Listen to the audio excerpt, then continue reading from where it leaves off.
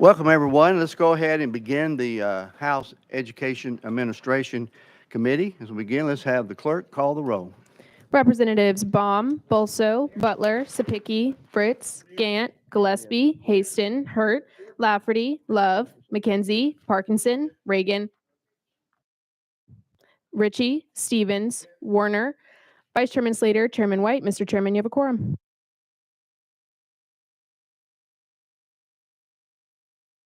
Thank you, Madam Clerk. Also, we always begin with, first of all, I'd like to begin the committee with a moment of silence. This is the anniversary of the Covenant school shooting, and so we want to remember that. Representative Love, give us about 10 seconds of silence, and if you will, lead the prayer for us today.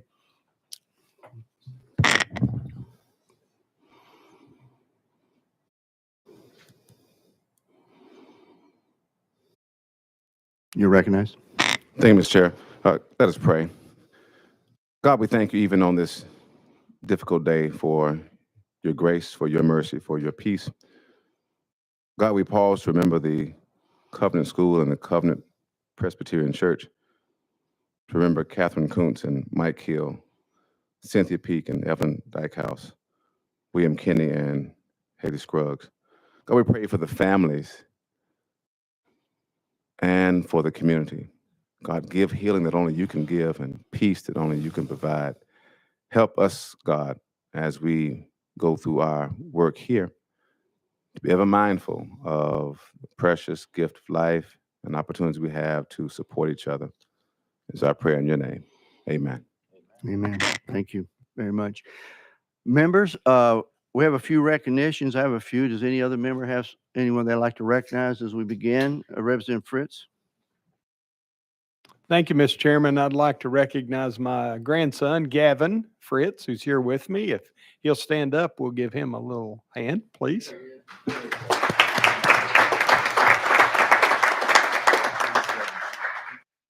Representative Stevens?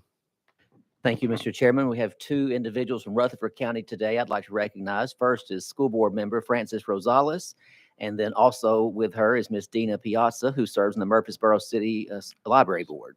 Make them feel welcome.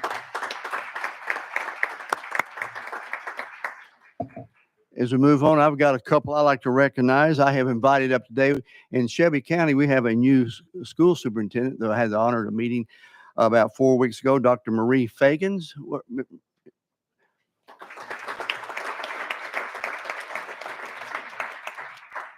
We also have a couple of school board members with us. Miss Althea Green, is she in here? There's Miss Green. And Michelle McKissick. Michelle? Is there anyone else from the school board that's with y'all today that I may have missed? Well, thank you very much, Dr. Fagans, for coming up and spending the day with us. When I had a meeting a few weeks back, we're here to support our school system, and we're here 100% behind you. And we appreciate your time that you give us today. And I'm glad you got to meet with the commissioner. And so going forward, anything you need from us, we're just a phone call away. Okay. Thank you very much. Also, we have the Germantown Municipal School students, some of them up here. Y'all stand up.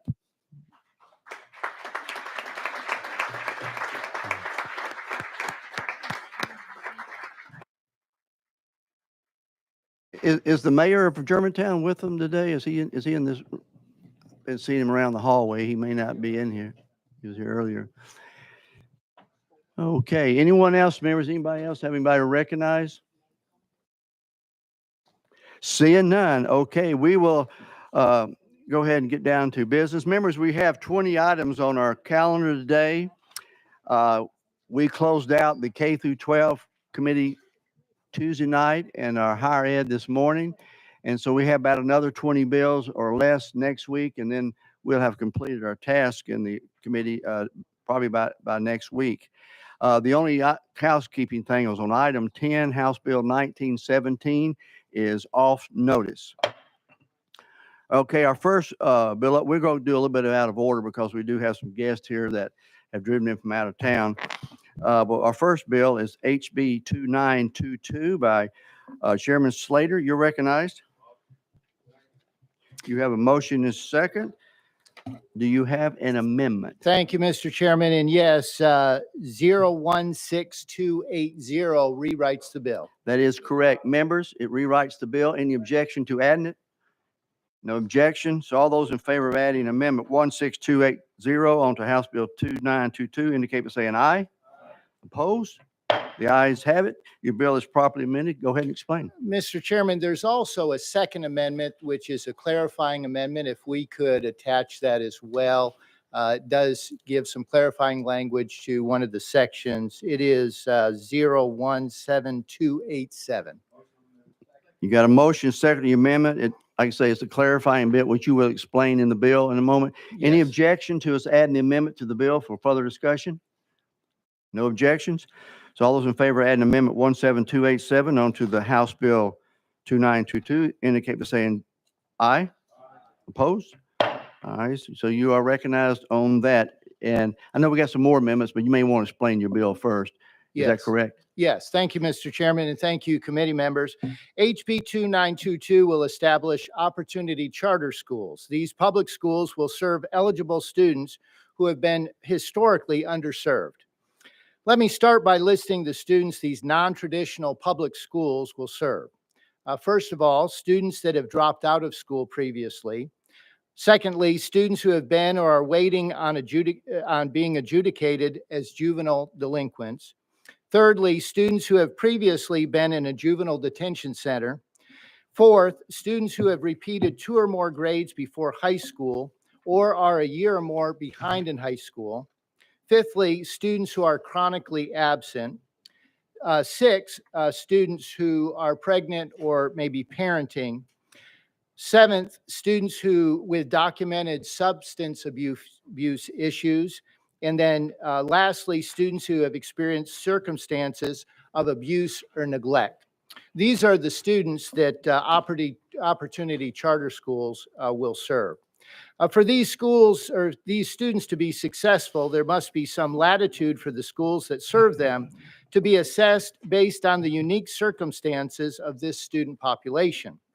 This does not mean that expectations are lowered for these students. It means that metrics are developed for the opportunity schools so they are not quickly deemed to be failing while making progress with this unique student group. So what are the characteristics of an opportunity public charter school? First, an opportunity school can enroll students from any district and the local funding will follow the student. It requires the Department of Education to develop an alternative accountability framework for state accountability and local charter school evaluation. Like any charter school, the school must first apply to the district but may appeal to the Charter School Commission. Opportunity schools will only be eligible to operate as middle or high schools. And then lastly, opportunity schools must serve a minimum of 75% of the eligible students that we shared before. The state board will be tasked with monitoring enrollment. And if an opportunity school does not meet these eligibility requirements for 3 years in a row, then they must apply to amend their application or voluntarily close. And if this legislation passes, then this would be ready for the 26-27 school year. And with that, Mr. Chairman, I stand ready for questions. Okay, members, with that explanation, we are now open to ask the sponsor questions. Any questions or comments to the sponsor, Chairman Slater? Chairman Sapicki? Just want to ask a clarifying question, and I believe I heard it correctly. You said that if a student, because these will be opened up to any student across the state of Tennessee, these opportunity schools. If a student, let's say the opportunity school is in Murray County, and a student wants to come from Knoxville, did you say that the locals have to pay their match for that student, or the locals back home in Knoxville have to pay their match? You're recognized, Chairman Slater. Thank you, Mr. Chairman, and thank you for that question.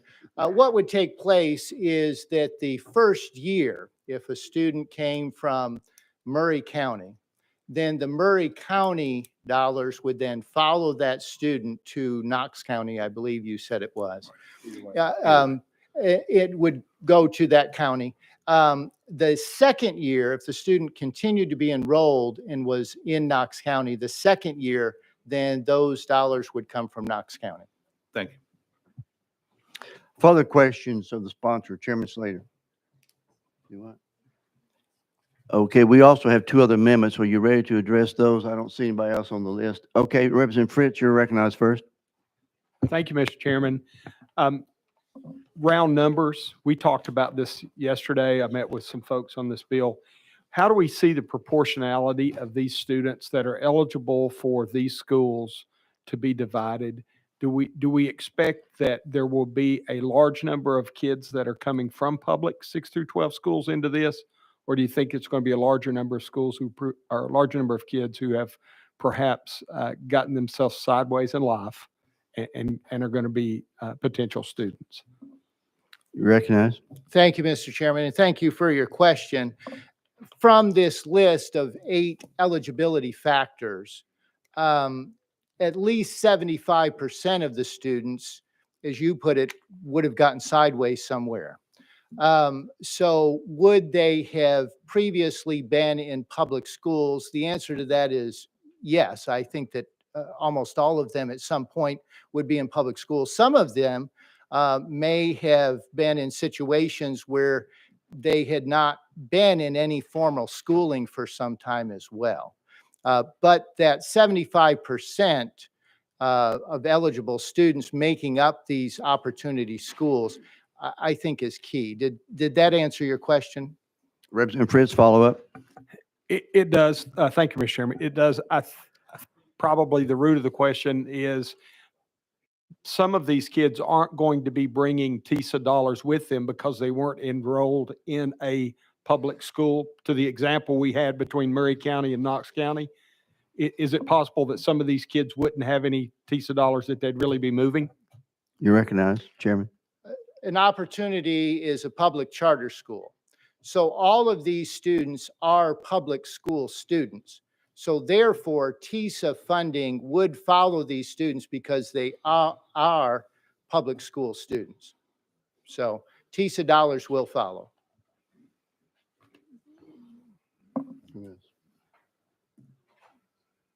I have no one else on the list, so I'm now going to recognize Representative McKenzie. You have an amendment? Thank you, Mr. Chair.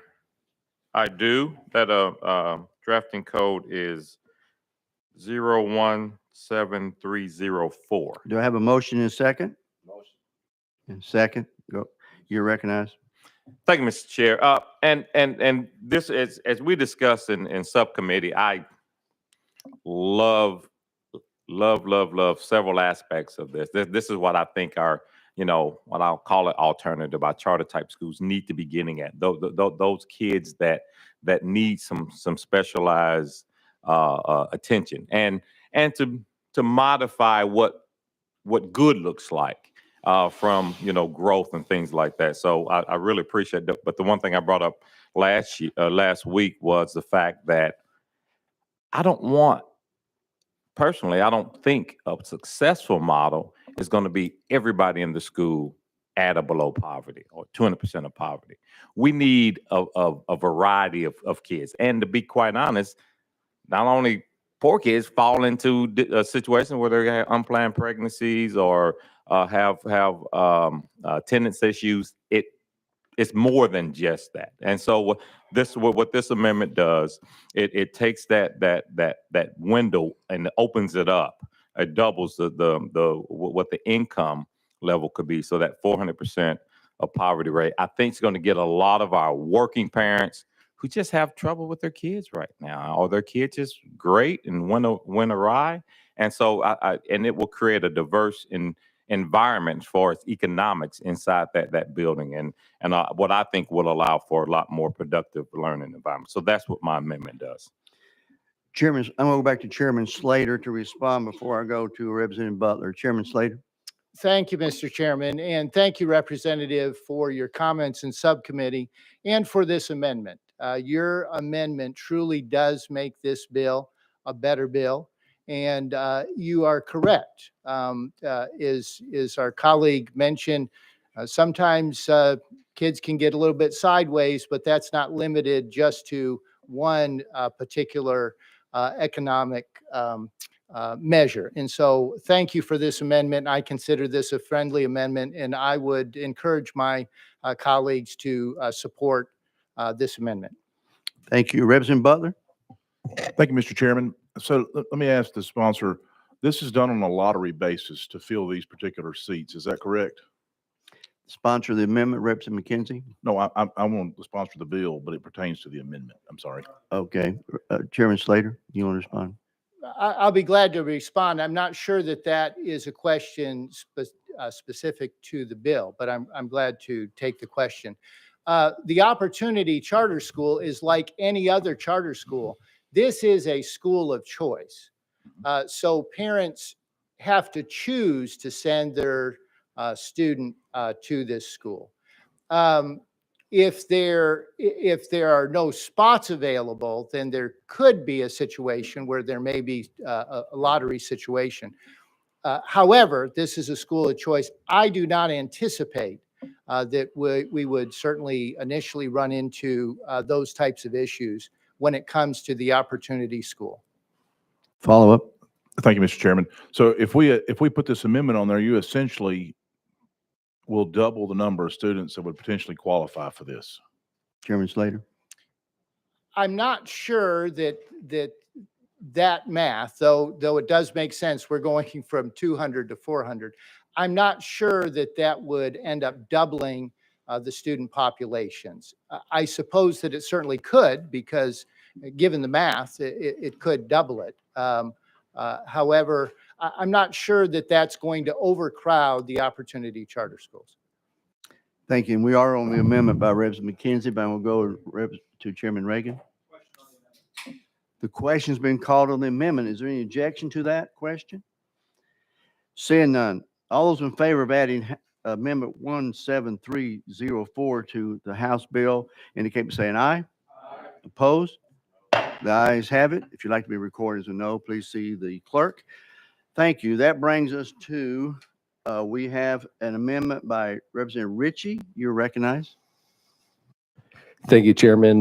Drafting code for this amendment 017382. Do I have a motion and a second on the amendment? You have a motion and a second. You're recognized. Thank you, Chairman and Committee. What this amendment worked with Speaker's office and wanted to clarify three specific things. First thing this does, it gets rid of the word mothering that was in the bill. Didn't know what that was, so it changes that to parent. So it'll say a student who is pregnant or a parent.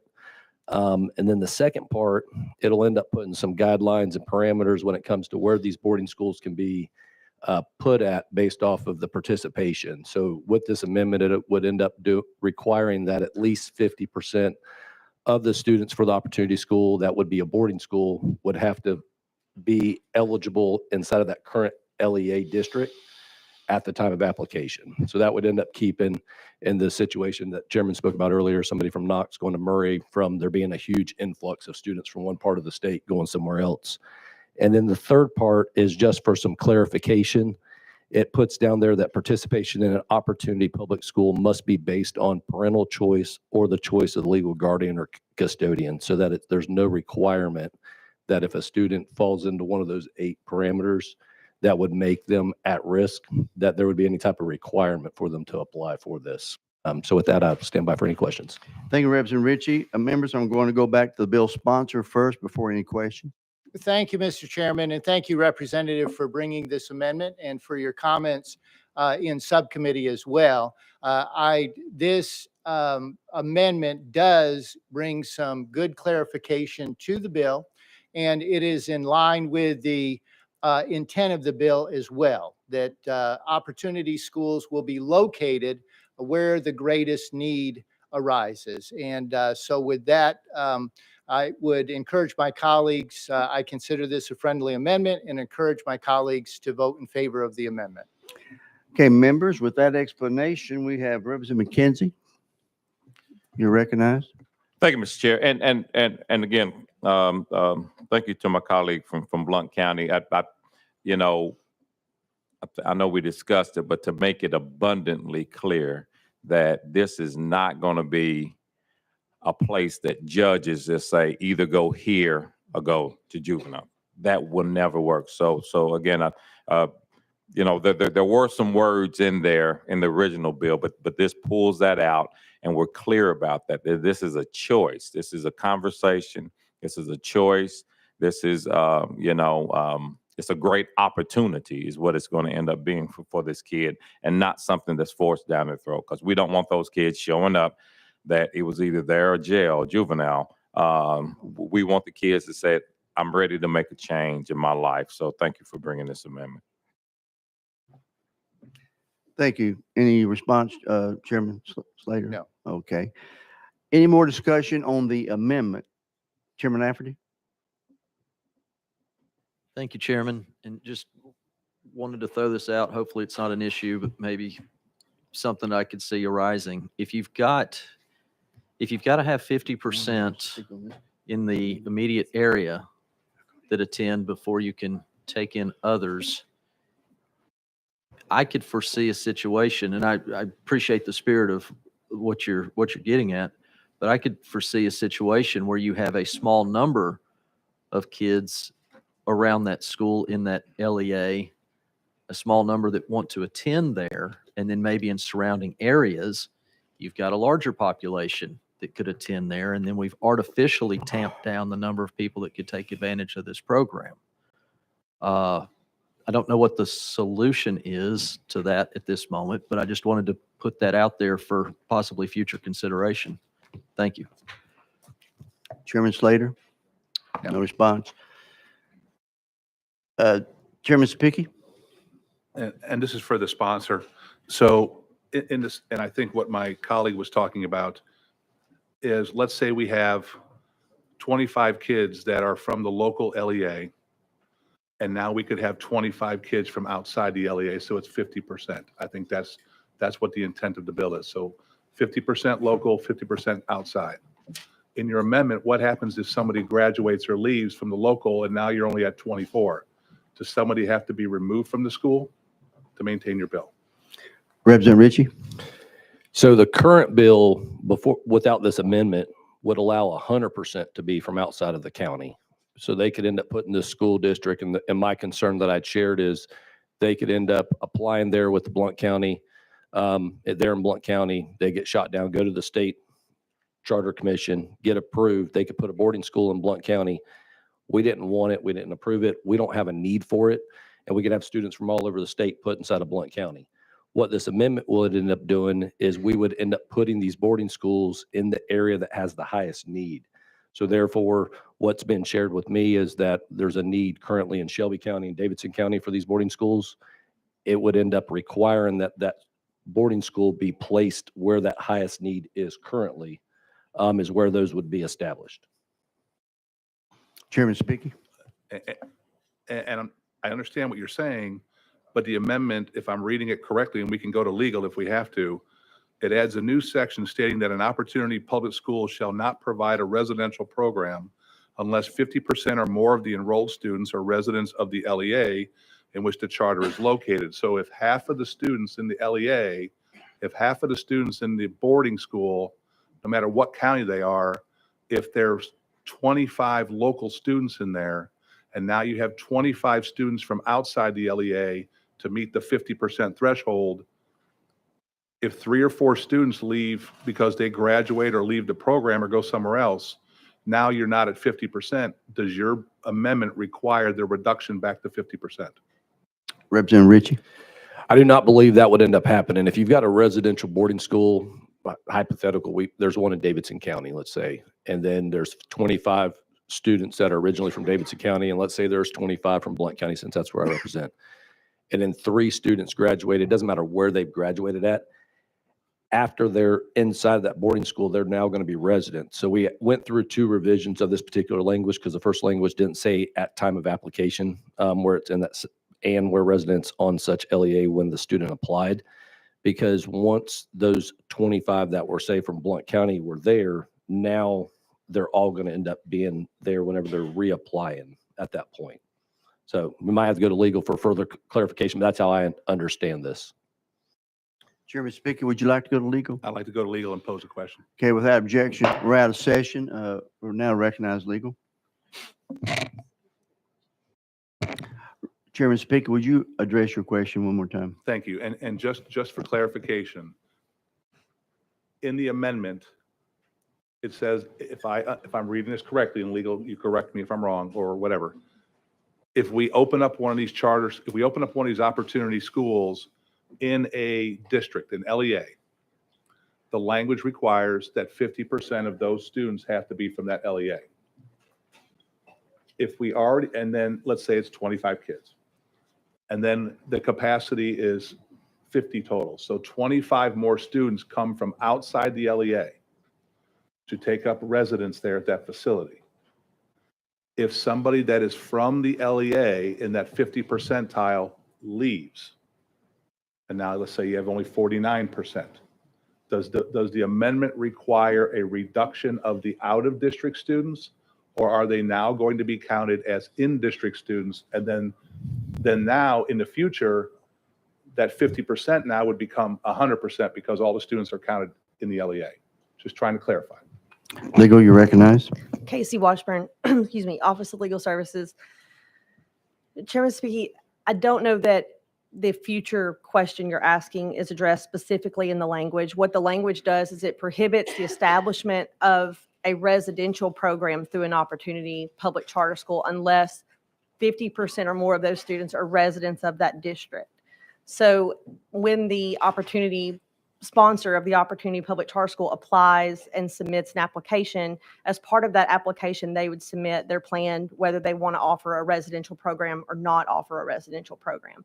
In order to offer that program, the requirement that 50% or more of those students be residents of the LEA would have to be met.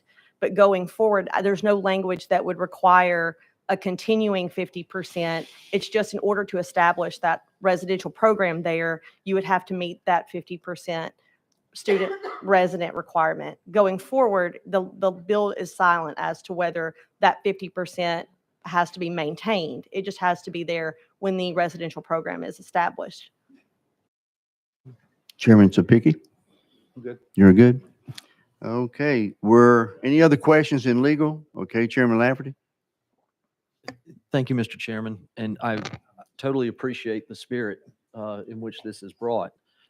But I'm going to come at it from the other side, not people leaving, but people going in. If we've got a situation, like I think of my district, if you had one of these schools right off Pellissippi Parkway, you've got Anderson County, Roane County, Loudoun County, within a 10-minute drive, easily accessible, different LEAs each.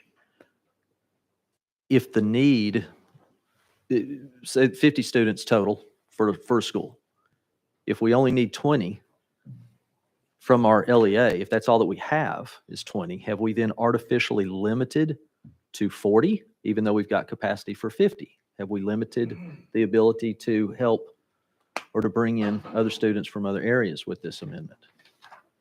Legal, you recognize? Chairman Lafferty, in order to establish the residential program, the bill language is focused exclusively on the geographic boundaries of the LEA in which that charter school is located. So surrounding counties is not really a consideration as to whether that Opportunity Public Charter School can offer a residential program. If they're established in Knox County, then 50% or more of the students that enroll in that Opportunity Public Charter School would have to come from that district in order for that Opportunity Public Charter School to offer a residential program. Follow up. So then along those lines, if only the capacity is 50, only 20 kids from the local LEA are enrolled, have we then we've just limited, we can't take any more than 20 from any other LEA? Legal.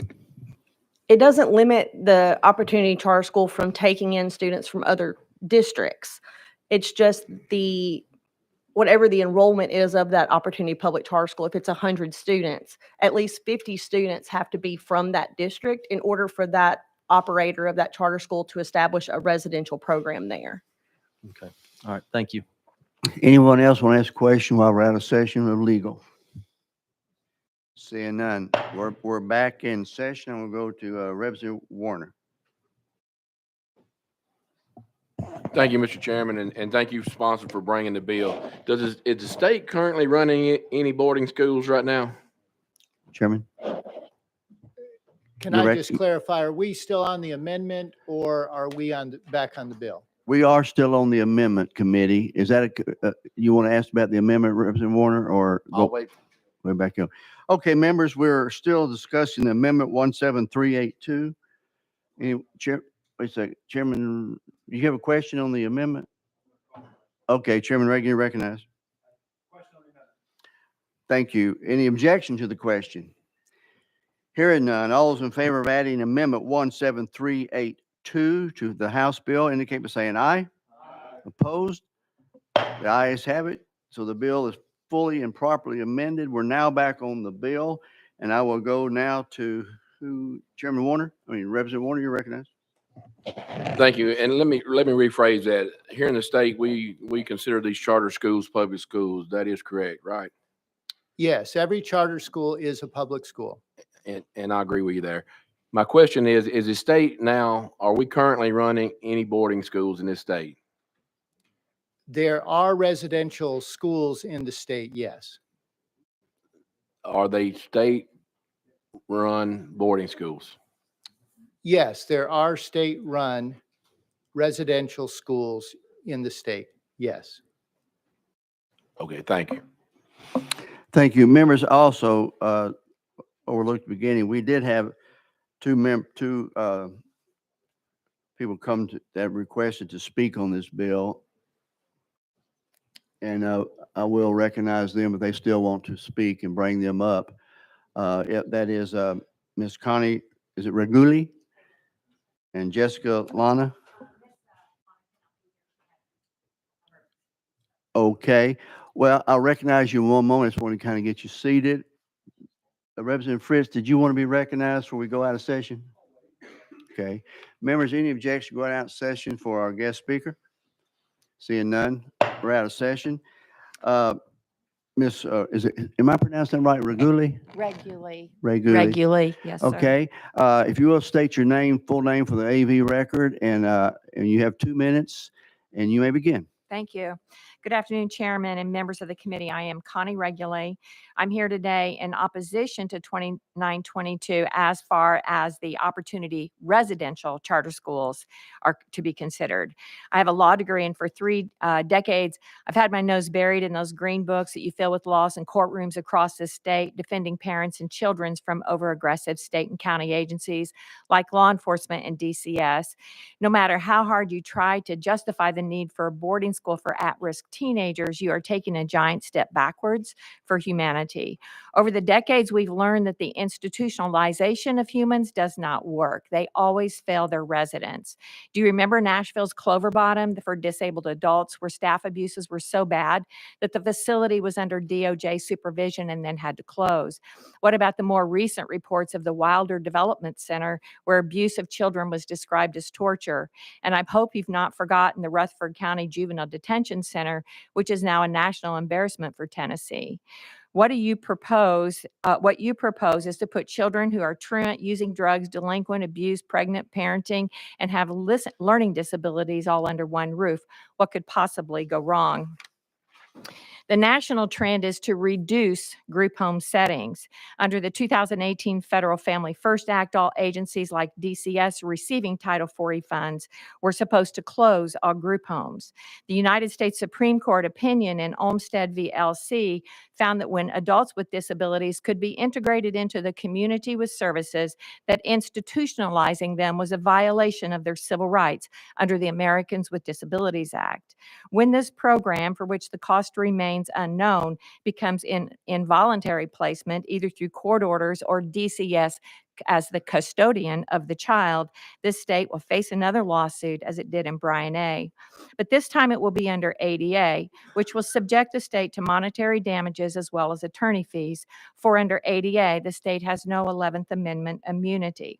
I would ask you to put as much interest into why our families in Tennessee are struggling to provide services for their children at home instead of institutionalizing them. We may see a drift to improving our socioeconomic culture.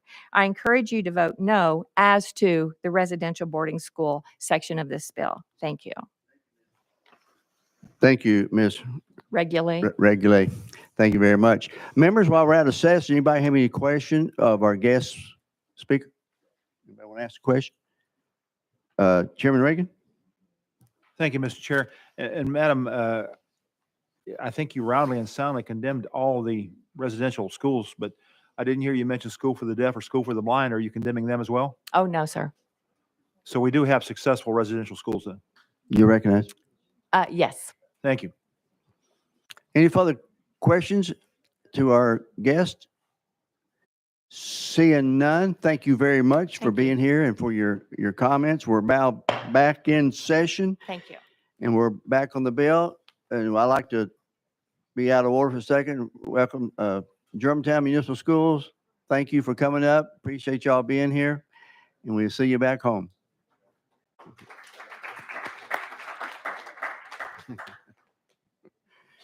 Okay, I'm going to go back to, we have Representative Fritz has a question.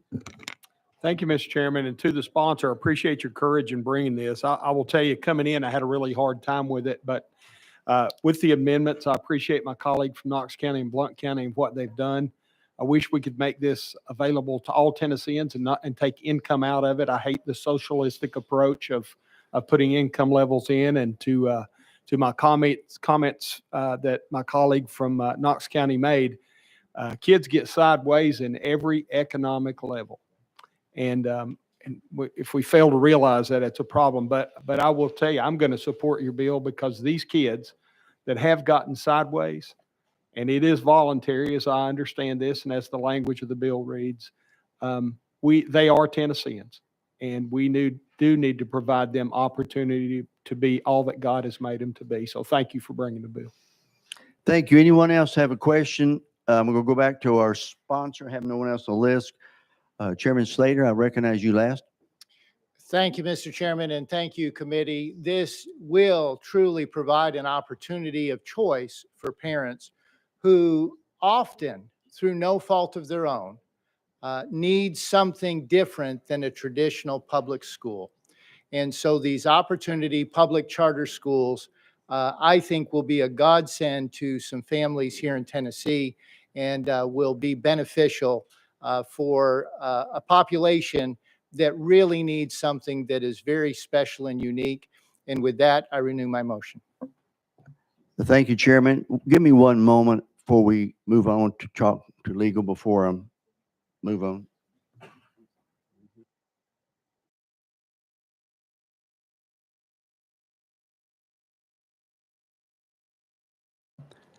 Representative Parkinson. Thank you, sir. I'm fully supportive of this bill, number one. But tell me about oversight. Is there any oversight language in the legislation to ensure that we stay on the right track with the bill, with the schools? Chairman Slater. Yes, as with any public school, there's always oversight. We have the oversight of the State Department of Education, the State Board of Education. In addition to that, the local school districts, if they're the authorizer, then they provide oversight as well, or the state charter school if it's authorized through the State Charter Commission. Okay, thank you, sir.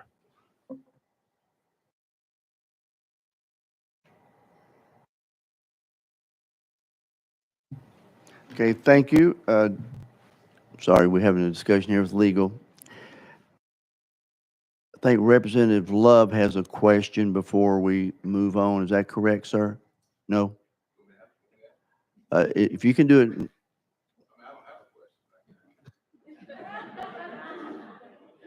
Okay.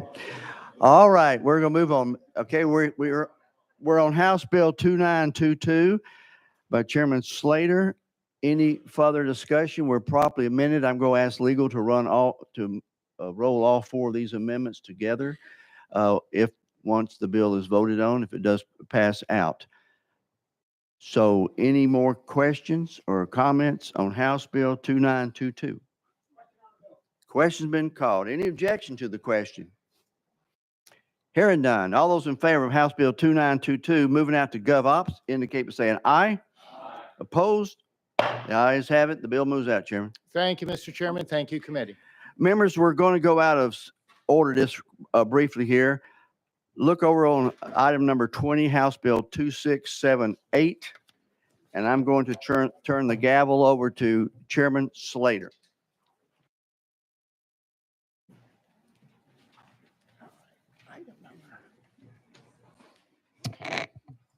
All right, committee members, we are on item number 20, House Bill 2678 by Chairman White. Do I have a motion?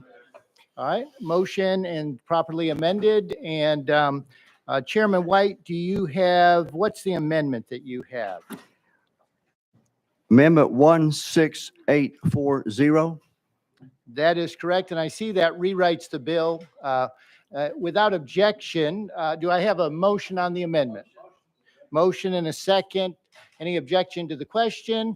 All those in favor of adding amendment 016840, say aye. All those opposed?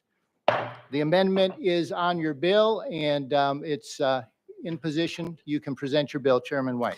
Thank you, Chairman Slater and committee. The bill I'm bringing for you is a bill that's really 3 years in the making. Back during the pandemic and COVID, back home, I went out to visit what is called our University of Memphis Campus School, which has been in operation since 1912, going on 112 years now. And as we were talking in discussion, I actually had a couple members of this committee and instruction committee with me. As we were talking to the director of the schools, began to talk about performance. And this university school serves a diverse population of students from every zip code in Shelby County without any educational requirement for admission.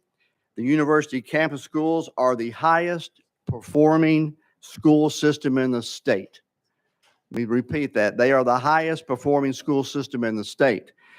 In 22-23, the university schools had the highest pass rate across all subjects of any school system in the state of Tennessee at 70%. The university schools also had the highest pass rate in English, science, social studies, and were a close second in mathematics. And all three of their schools recently earned an A letter grade from the Department of Education. I have the director of the schools with me today that I'm going to request to go out of session to get into the details. But what this bill will do is allow the highest performing school system in the entire state to have the capacity to match the needs in Shelby County. As I say, this is part of the University of Memphis Campus School. For those who don't know, it started out in 1912 as Normal School. And so Normal School was a place where they trained teachers. And they've had the campus school for all this time. And they are doing a remarkable job with it. When we were there, I think and we get clarity, 87% reading proficiency. Remember, we were talking only about 1 out of 3 reading proficient. They have 87%. And with that introductory remarks, with the committee's permission, I would like for us to go out of session and bring up Dr. Sally Parrish, the director of the school, to give you some details and let you ask some questions as we move forward. Thank you, Mr. Chairman. Any objection to going out of session to hear from Dr. Parrish? Seeing none, we are out of session. Dr. Parrish, if you'd make your way up and take one of those seats. And that looks different than the last time we saw you, so. There you go. And if you'll just state your name for the record. Good afternoon. My name is Dr. Sally Parrish, P-A-R-I-S-H. I'm the Associate Vice President for Educational Initiatives at the University of Memphis and oversee all of our university schools. Thank you, Dr. Parrish. Did you have any opening comments you'd like to make, or just simply go to questions from our members?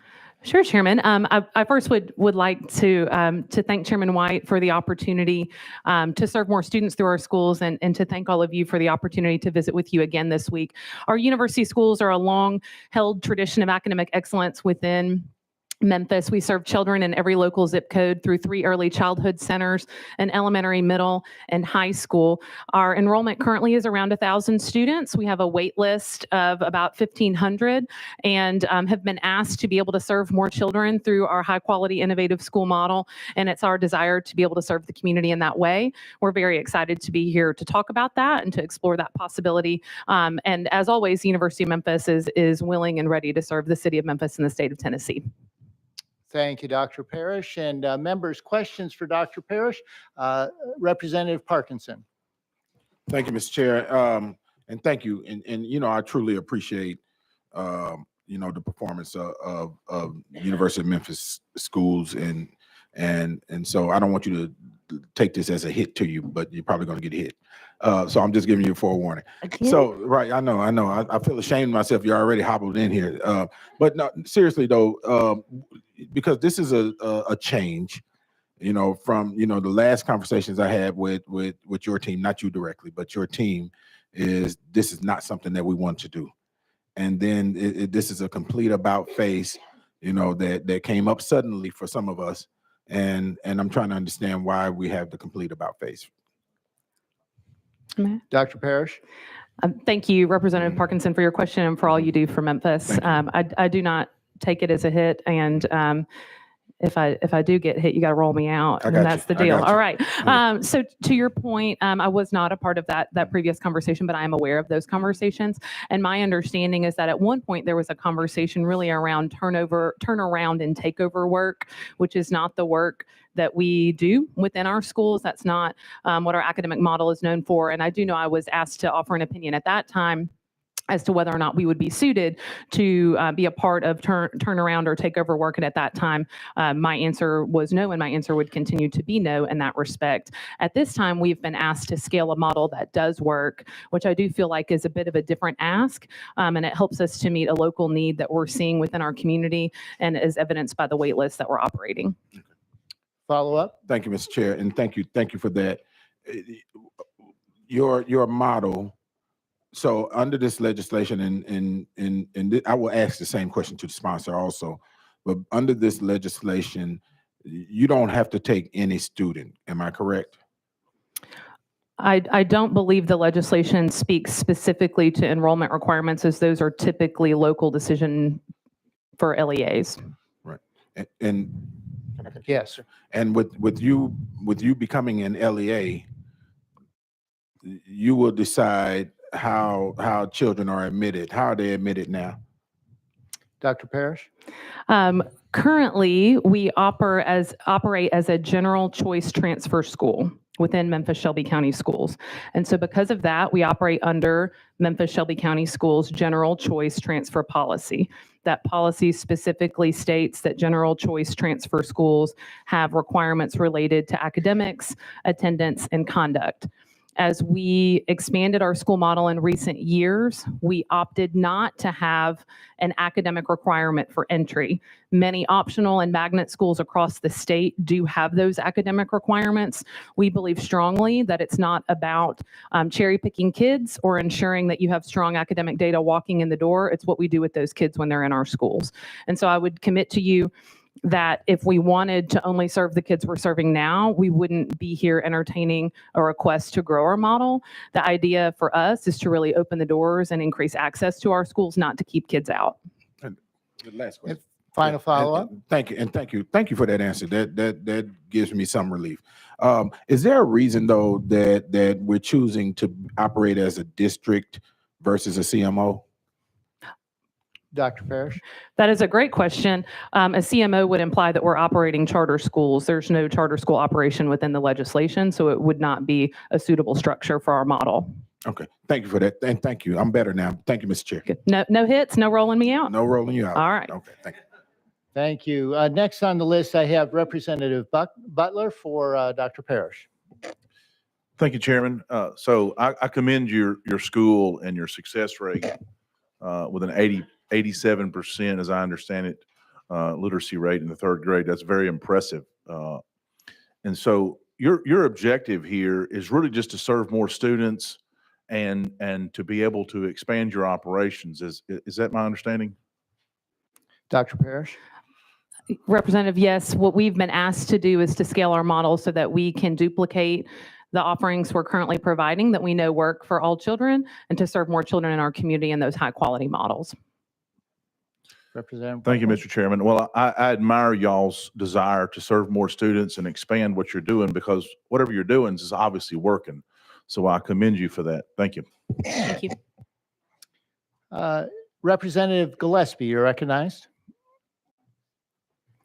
Thank you, Mr. Chairman. Dr. Parrish, great to see you. I was at that original, or one of those original meetings several years ago. That it's very exciting that we're finally seeing this come into fruition. I'm a big fan of yours and a big fan of the campus school and everything that you'll do. And I know that long wait list does keep you up at night. And I know that y'all are eager and willing and able to take on those additional students. And I know that that will be for the betterment of my entire region. So thank you so much.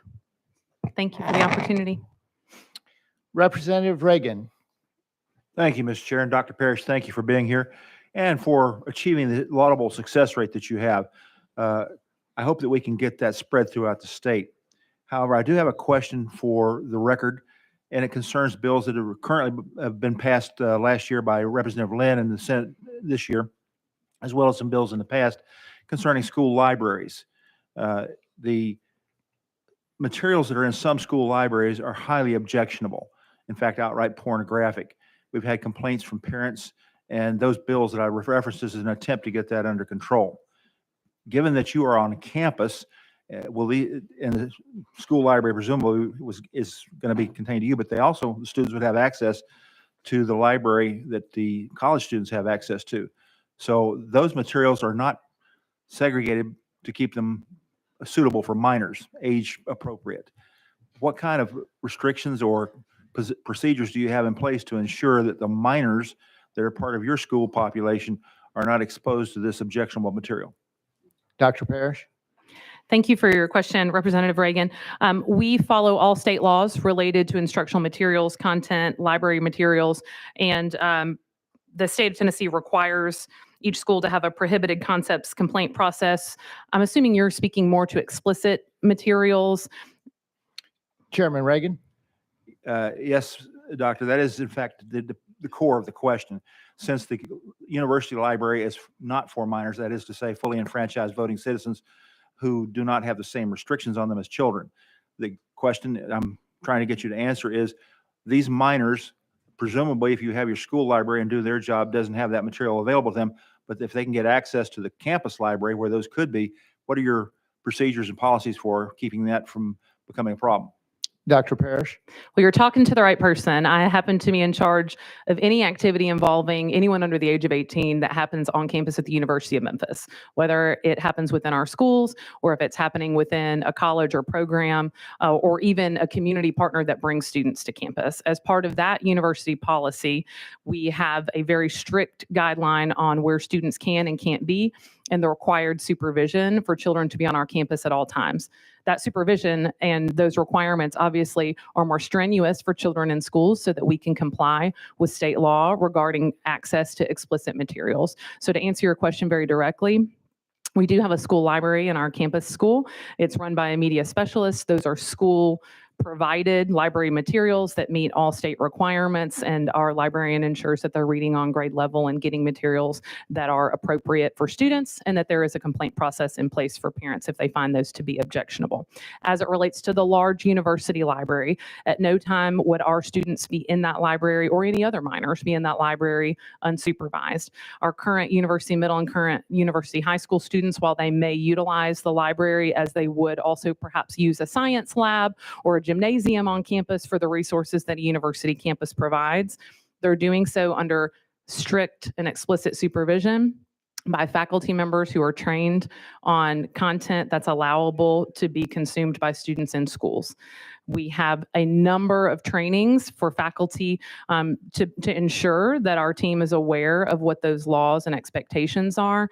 Our students have devices that have content filtration systems on their devices, and they use those on a filtered network on our campus as well. So they're doubly filtered in terms of the content that students can access.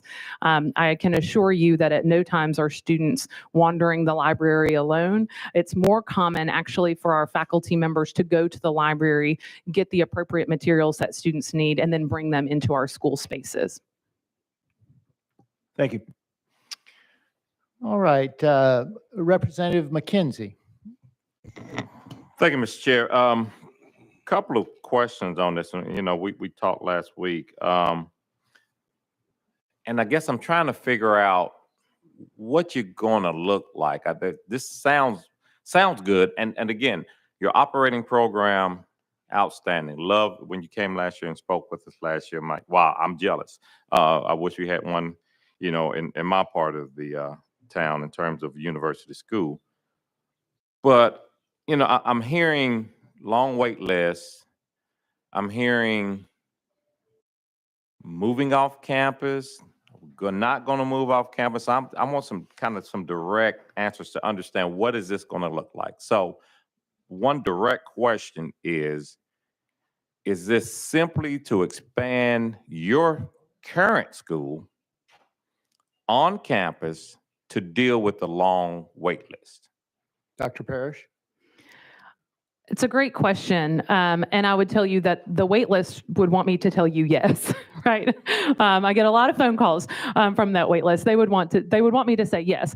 But what I will tell you, Representative McKenzie, is that our expansion would be a slow growth, community informed process. We would work alongside community members to determine what the growth needs are, where growth is most needed, if there are content areas, geographic areas, academic specialties, or workforce alignment that we need to focus on. And so I think it's a both and. I do think if the university is able to expand our footprint on our current University of Memphis campus, that's a natural way for us to be able to expand to serve more students. I also think that if we have an opportunity to visit a blighted building in a neighborhood that's bringing property values down, and that neighborhood would like to have a school nearby, and that meets a local community need through our feasibility studies, then I think that's an option. I think a new workforce partner could move into Memphis and say, we need a school to train students how to do this work, and we're willing to invest in a facility. I think that's a way to make it happen. And so what I can tell you is it won't happen overnight, and it won't happen in a vacuum. And it is intended to serve more students throughout our community. If we wanted to only serve the students we have now, then I don't think we would have entertained the request after 3 years of asking. Representative McKenzie? Thank you. Thank you for that answer. I think it was revealing in that, and I want folks to understand the great model that exists right now. There is no, it's magic in a bottle right now. It's magic in a bottle. You guys have great, all of your numbers are good in terms of your diversity and economics, gender, race, all of those things are great. And so within that, and that's kind of the point of a university school. It's kind of it's a lab. It's a lab school. It's a laboratory school where you do research, kind of where you expand your teacher's knowledge while enriching the students, and it works. Moving that off campus is a whole different ball of wax. Moving into blighted buildings, I hadn't seen any blighted building in a prosperous area. So the blighted building is going to be in an area that is depressed, and that neighborhood in and around them is depressed. From what I've seen, there may be some out there. But that's my concern with just saying you're doing a great job here and assuming that that's going to happen as you move off campus. So my last question is, from a charter standpoint, I just want to be clear because I've heard this different times. Are you all going to have be a charter school authorizer, or are you going to only have the University of Memphis school? Dr. Parrish? Thank you. If I may address your previous point related to magic in a bottle not working when you leave campus. I would want to say we have risen to that challenge. So the university had campus school and a preschool on our campus for different points within a 108-year period. And we took the courageous step forward to say, we can expand this into a middle school, we can expand this into a high school. And so we have seen success in our growth. And in doing so, we said, you know what, let's take this off campus. Let's go to where the need is. And so we partnered with a local expert in early childhood education, and we opened an early childhood academy in Orange Mound. So we're already operating an early childhood center off campus that is happening to great success. And to your point around blighted buildings and depressed communities, those kids need good schools too. And we're here to serve them just as much as we are willing to serve the kids that are coming to our campus. To your point about charters, really quick answer. There's no charter authorizer language in the legislation. And so we would not be authorizing or operating charter laws or operating under charter law, as we are not charter schools. Thank you. Chairman Sapicki. Thank you very much. Thank you for coming here, Sally. I've spent time in the school with you and your staff, and whatever magic that is there, we tried to bring at one time to Murray County. We had a struggling school there that you thought, and your staff thought, that you could teach the techniques, the methodology that you have in your university school and start to export that to other parts. But then another opportunity possibly has curtailed that.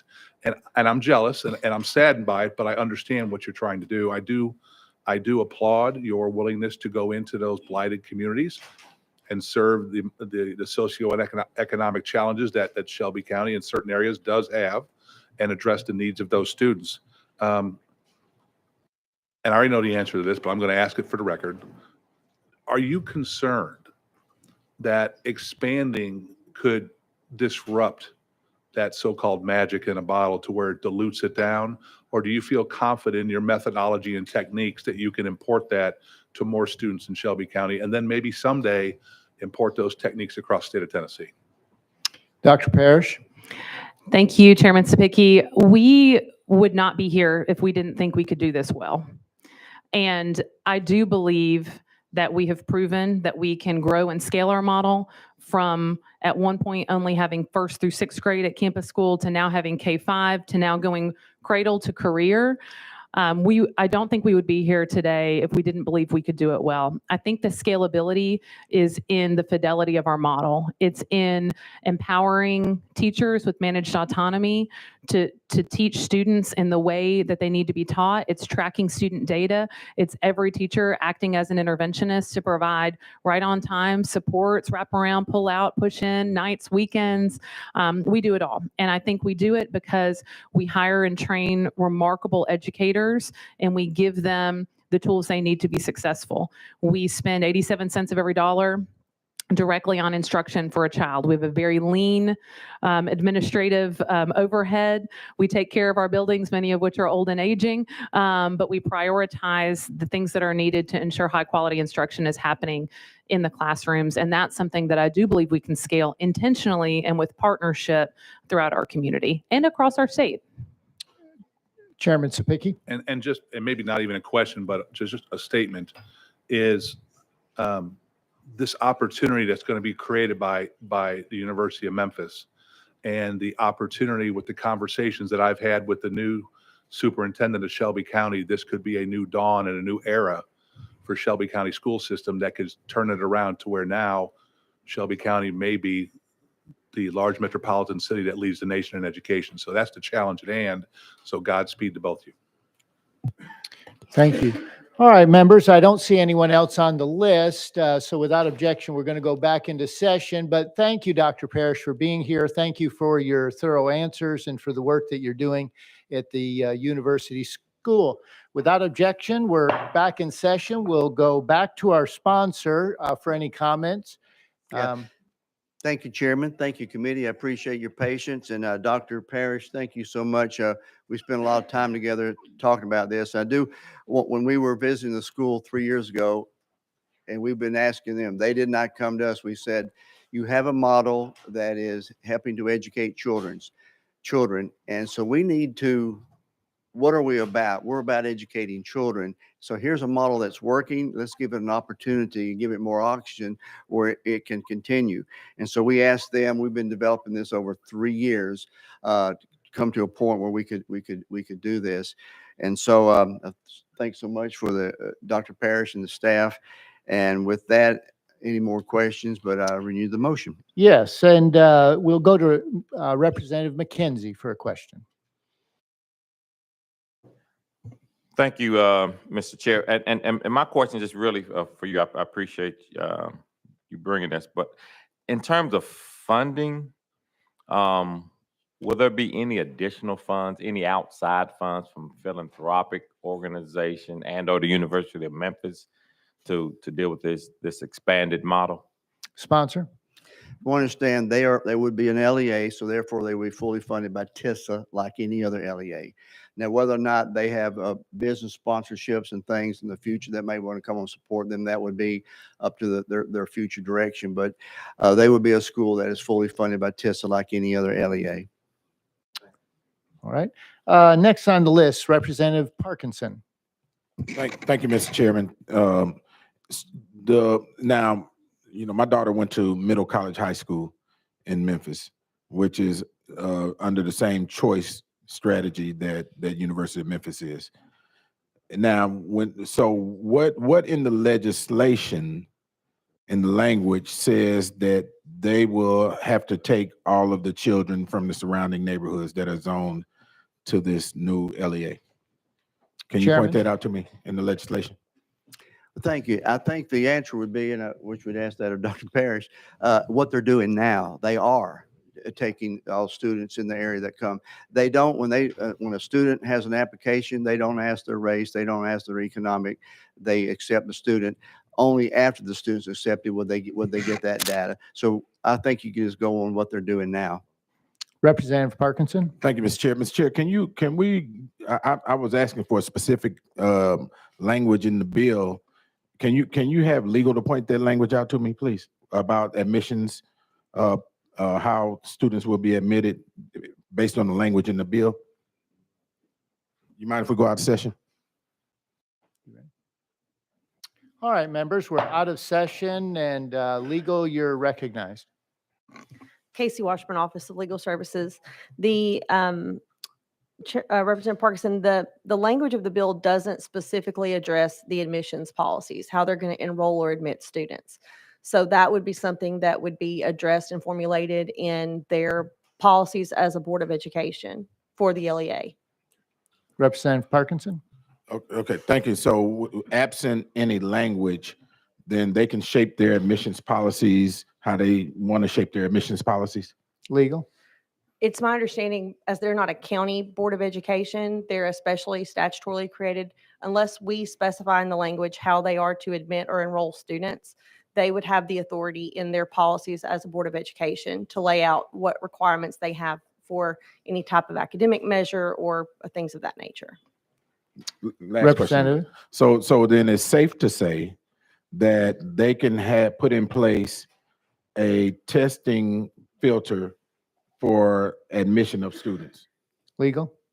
As far as I'm aware, that's possible. Thank you, Mr. Chair. Thank you.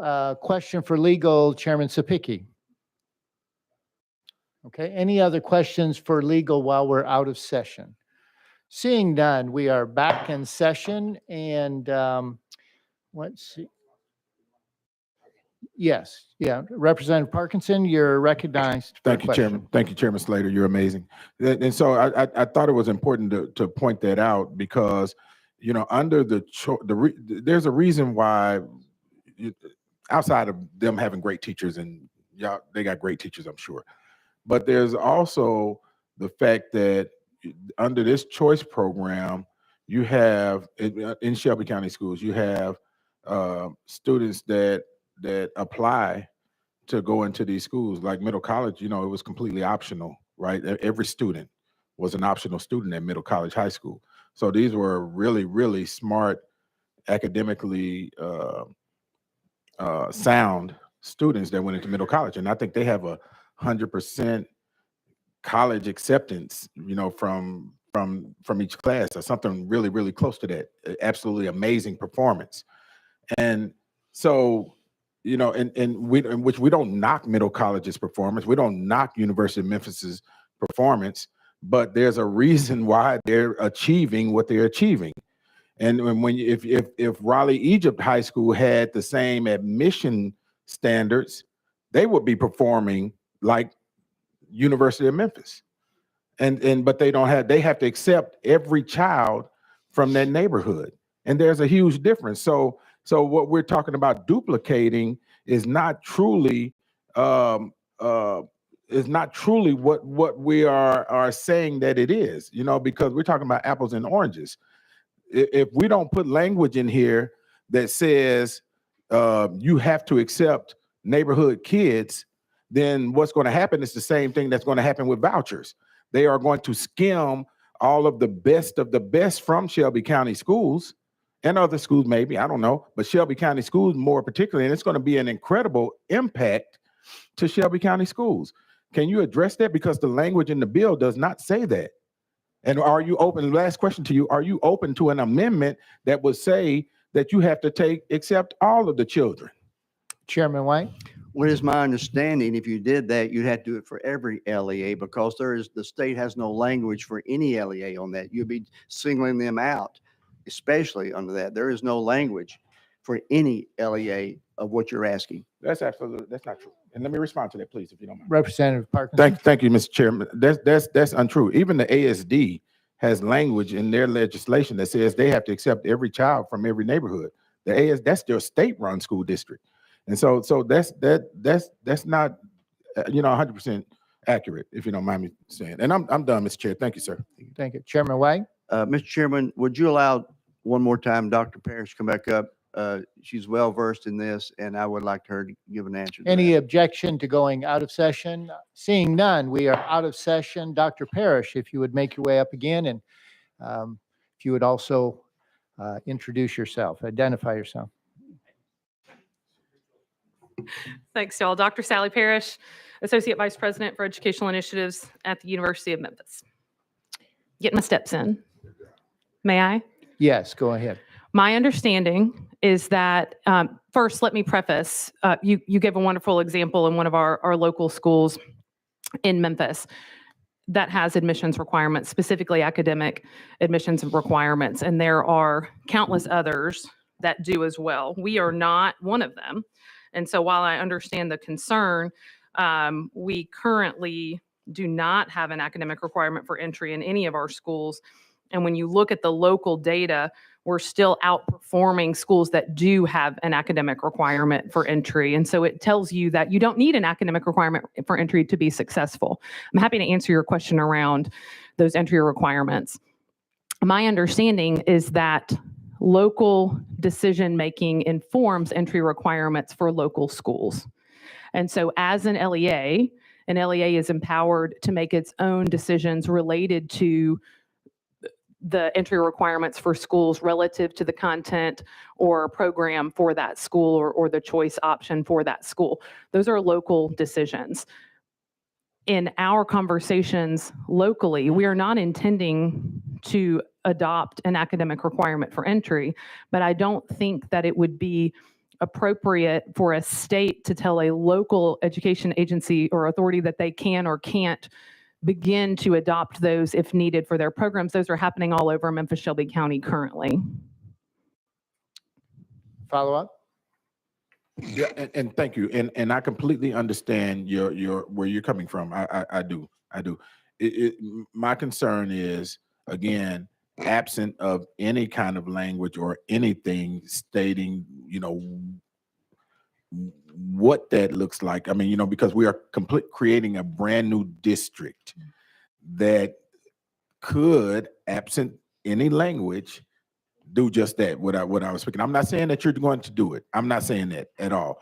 But I'm saying that is and could be a possibility absent any language for this new district. That's all I was saying. And I appreciate it. Thank you. And I'm done, Mr. Chair. All right. We're for Dr. Parrish, Representative Butler. So I just, Dr. Parrish, you have a waiting list of about 1,500 students already. And I know you can't speak to every single student, but wouldn't those 1,500 students already meet the requirements that you have for entry, which is virtually nothing? And That's correct.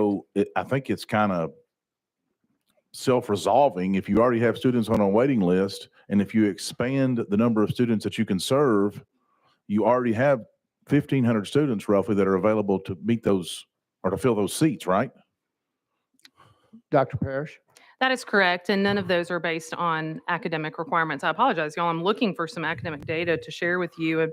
My binder full of materials, I'm having a hard time finding it. But what I can tell you is that when we track our data locally, you will see that our schools are in the top echelon of that academic data with the current students who are enrolled without the academic requirement to get in. That's head and shoulders above charter schools that have very specific admissions criteria by law, and ahead of optional schools that have very specific admissions criteria locally. And so it's not uncommon to allow an LEA to stipulate those local decisions for enrollment, but this seems to be a moot point because we're not actually excluding anyone on the basis of academics as it currently is.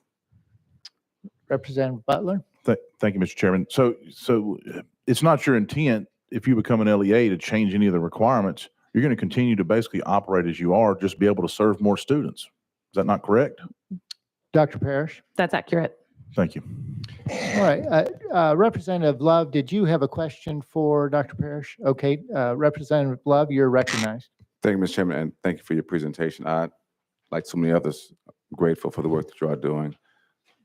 The only concern I do have, as raised by my colleague from Shelby County, is about the fact that, if I'm not mistaken, this will be the first of its kind, essentially. A university school becoming an LEA. I'm always cognizant of the fact that when we do something for the first time, it has to be done right, because the next time someone wants to do it, they may not have the same pathway that you have. And if we try to put restrictions on them, they'll point back and say, but you didn't require them. And so just as you are going about the work, just keep that in mind. I'm always cognizant, again, of that when we do something for the first time in education, when the model is duplicated, we try our best to ensure that those who follow will also have that same vision and values. And so that's just what I wanted to raise up to you. Thank you. Any response, Dr. Parrish?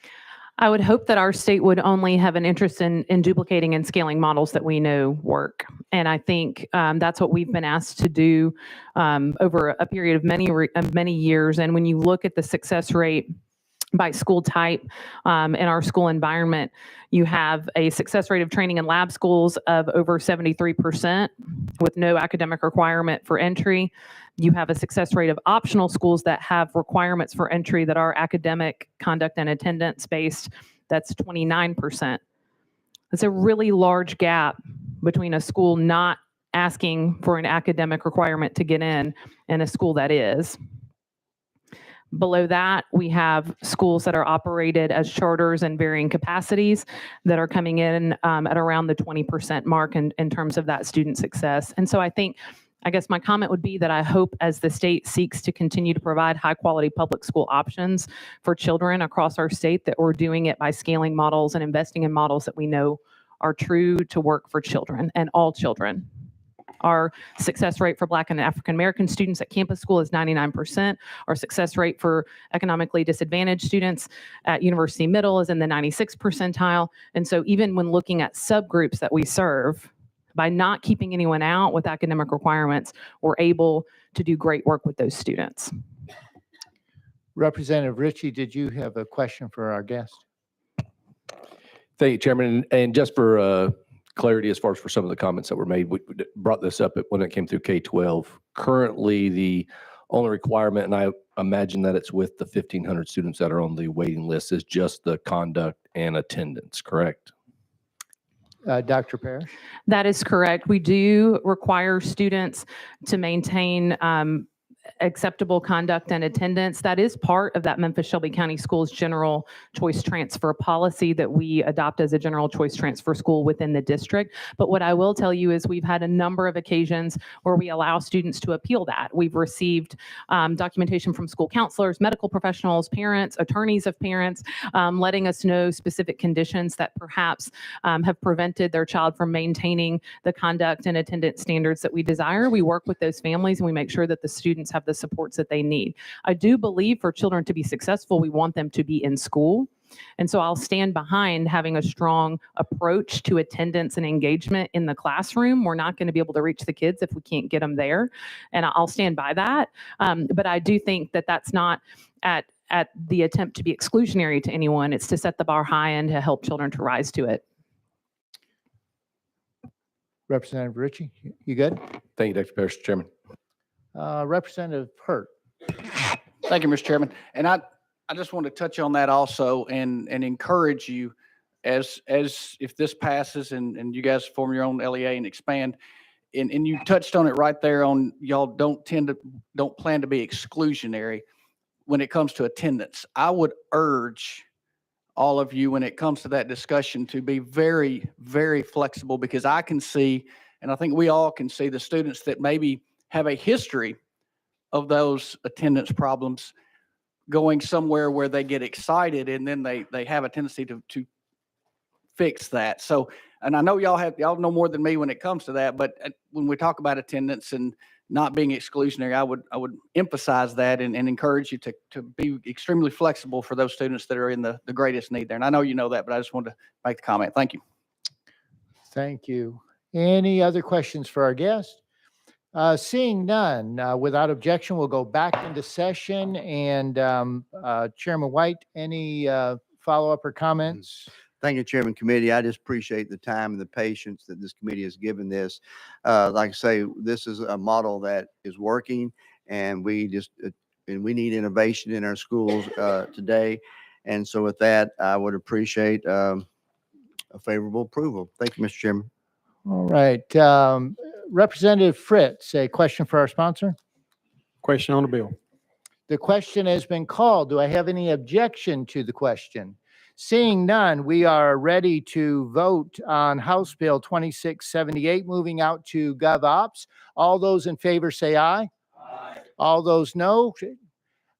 And the ayes have it, and House Bill 2678 goes out to GovOps.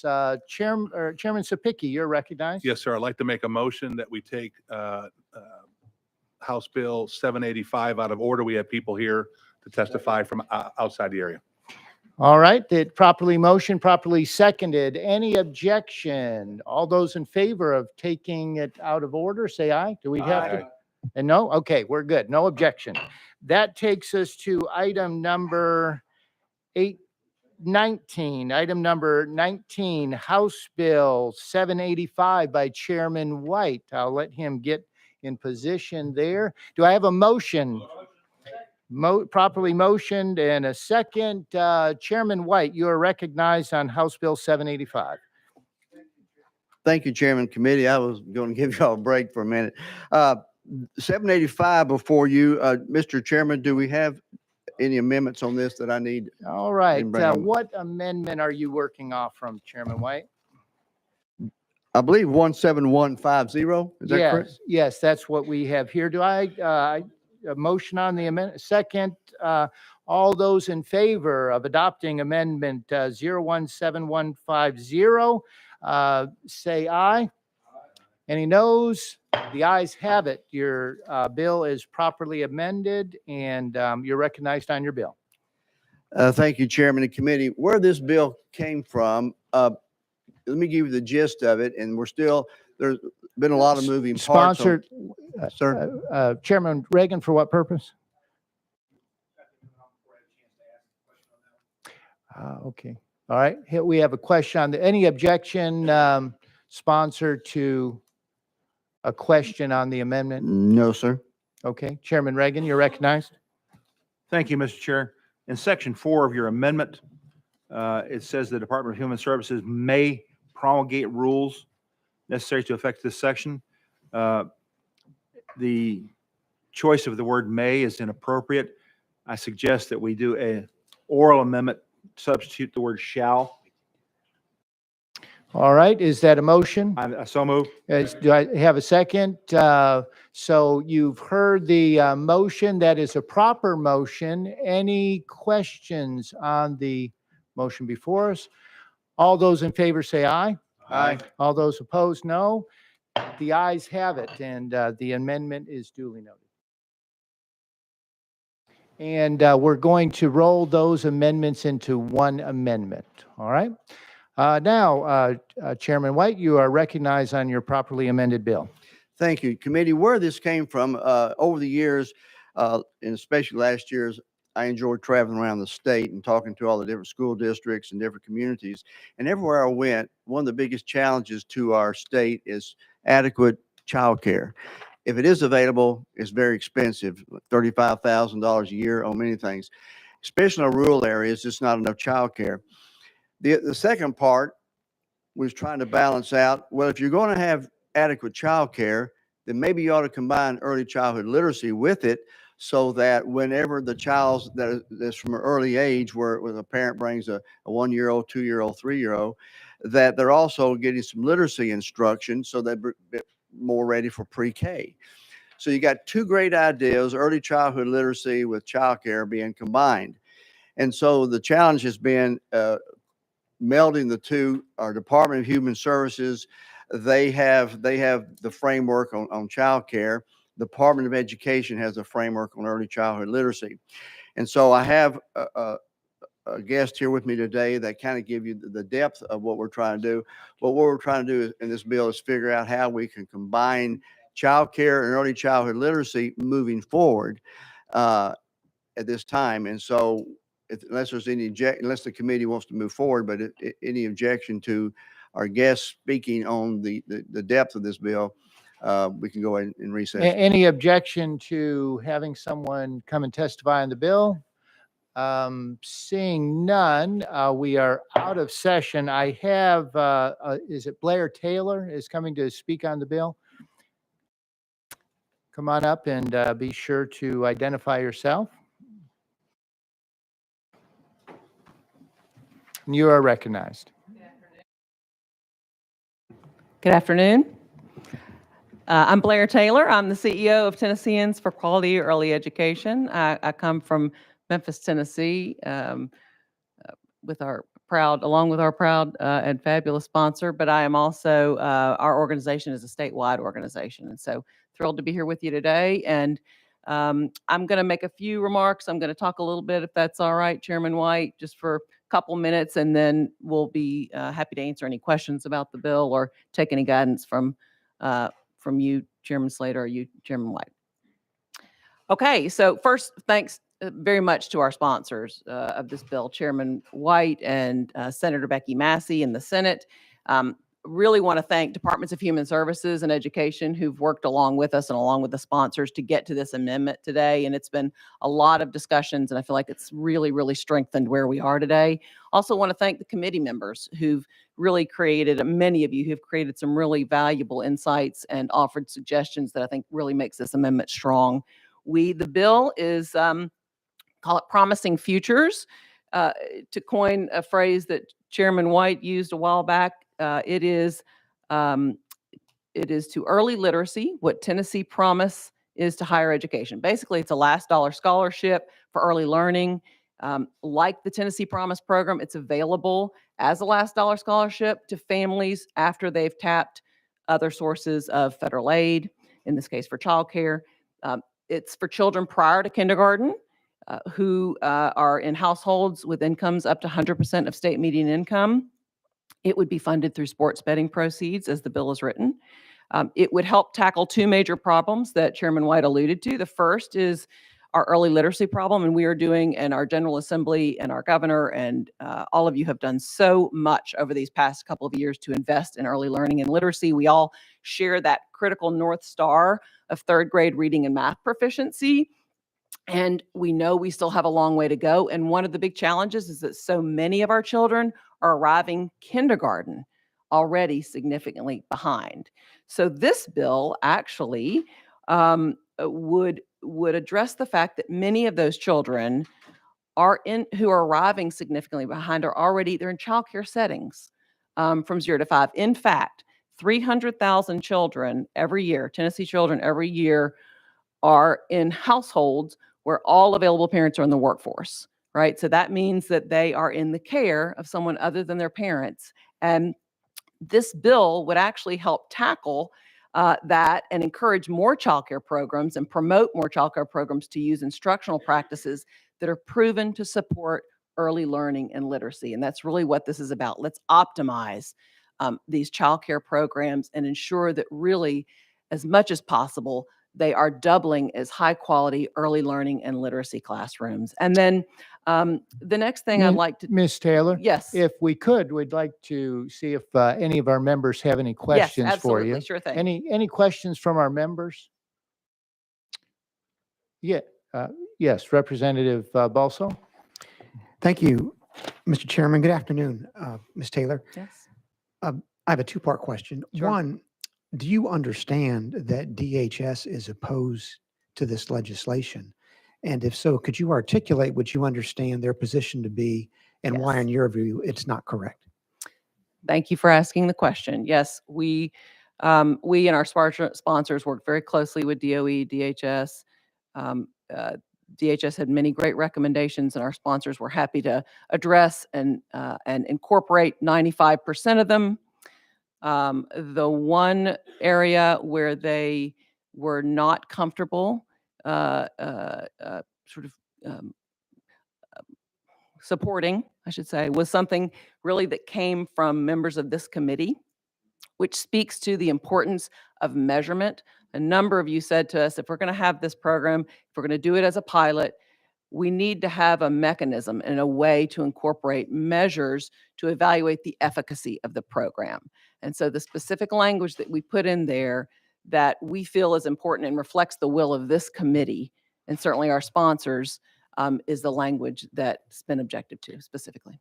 Representative Balso, we do have some representatives from DHS. Would you like to direct your question to them? Thank you, Mr. Chairman.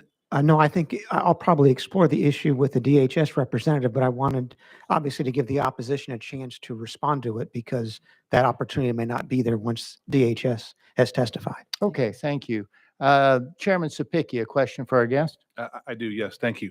So and this was my concern from last year, was measurement, right? We've already gotten 2 studies from Vanderbilt University that basically say the same thing about pre-K, okay? I'm not going to go into it. But this program is something that's unique that would be outside of that because it's starting earlier. Mm-hmm. And the main question that I was always concerned about is being a pilot program, how do you judge the success without data to be able to come back and look at? And so can you explain how your proposal would be to be able to make sure that we have the data? And also, I believe there's training in place for these childcare, because we keep saying childcare, but this really isn't childcare. This is above and beyond childcare. So there's That's some right. latitude for you. That's a great. Thank you. Thank you for that question. Yes, I think what we're trying to do, we recognize the importance of childcare as economic infrastructure, supporting families, and we don't want to devalue that. It's crucial. But the opportunity here that we have is to really bring state dollars in to support high quality childcare, where they're really getting the kind of early literacy sort of instruction and supports that are crucial to prepare them better for kindergarten. And I think that's what we're all about. And you can't manage what you don't measure, right? That's that old adage. And so the language that you'll see in your amendment is on page 2. It's section C2 specifically. And that's the language we've put in that specifies the measurement methods and instruments for high quality instruction, which must at a minimum include a tested and proven evidence-based observational instrument to assess classroom quality, including assessing multiple dimensions of teacher-child interactions that are linked to positive development, early language and literacy skills, and later achievement. And those methods and instruments exist. And that is crucial. We think that language gives some flexibility and latitude, but it also covers the important components that we're looking for to assure and that these programs really are meeting those high quality instructional standards that we know by evidence are linked to high quality outcomes, learning outcomes. All right, any other questions for Ms. Taylor? Seeing none, thank you, Ms. Taylor, for being here today. We are back in session and we'll go back to our sponsor. Thank you, Ms. Taylor and committee for your patience on this bill as we put this together. Like I say, we have built this, we're the name Tennessee, well, I forgot the name, Promising Futures. Reason where that came from, we had the Tennessee Promise on the back end for higher education, but on the front end where we know we deal with reading proficiency and everything, Promising Futures to get our young people ready, and we're combined with the two. And there are a lot of moving parts there, but this is now, Chairman, we did have, I don't know if they want to speak, but we did have the request from the Department of Human Services to speak on this if they so choose. But I just want to make sure we didn't overlook them if they wanted to come up. All right, it looks like they are ready to come up and make some statements. So we are out of session, and if you would come up, please, and identify yourself for the record. Thank you, Vice Chairman and committee. My name is Callan Schmid. I'm an Assistant Commissioner with the Department of Human Services. And before I say anything, I do want to say thank you to Chairman White and TQEE. We have worked a long time on this, and they have been partners. And like Blair said, about 95% of the changes that we needed as a department, they accepted, which we're very appreciative of. The Department of Human Services is opposed to the bill as amended, and our opposition really boils down to one word in Section 3C2. The piece of the bill is written so narrowly that it could push the department backwards in terms of evaluating quality in our child care programs across the state. The legislation states we must use a single tool to evaluate certain factors for quality in child care agencies. That DHS, we believe, is too prescriptive. We have recently gone through a $20 million modernization of our child care e-licensing system, where we monitor our licensees for health, safety, and quality, which is defined as child and teacher interaction.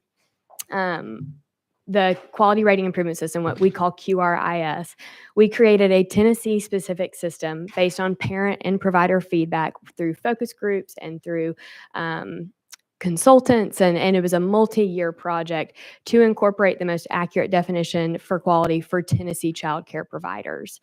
Tennessee is being nationally recognized for our innovative work in this space, and our Child Care Services Director was recruited to serve on a national panel based off of our work in this space. The other tools that have been mentioned are not bad, but we believe that a more specific Tennessee approach for QRIS is a better fit for our child care providers in this space.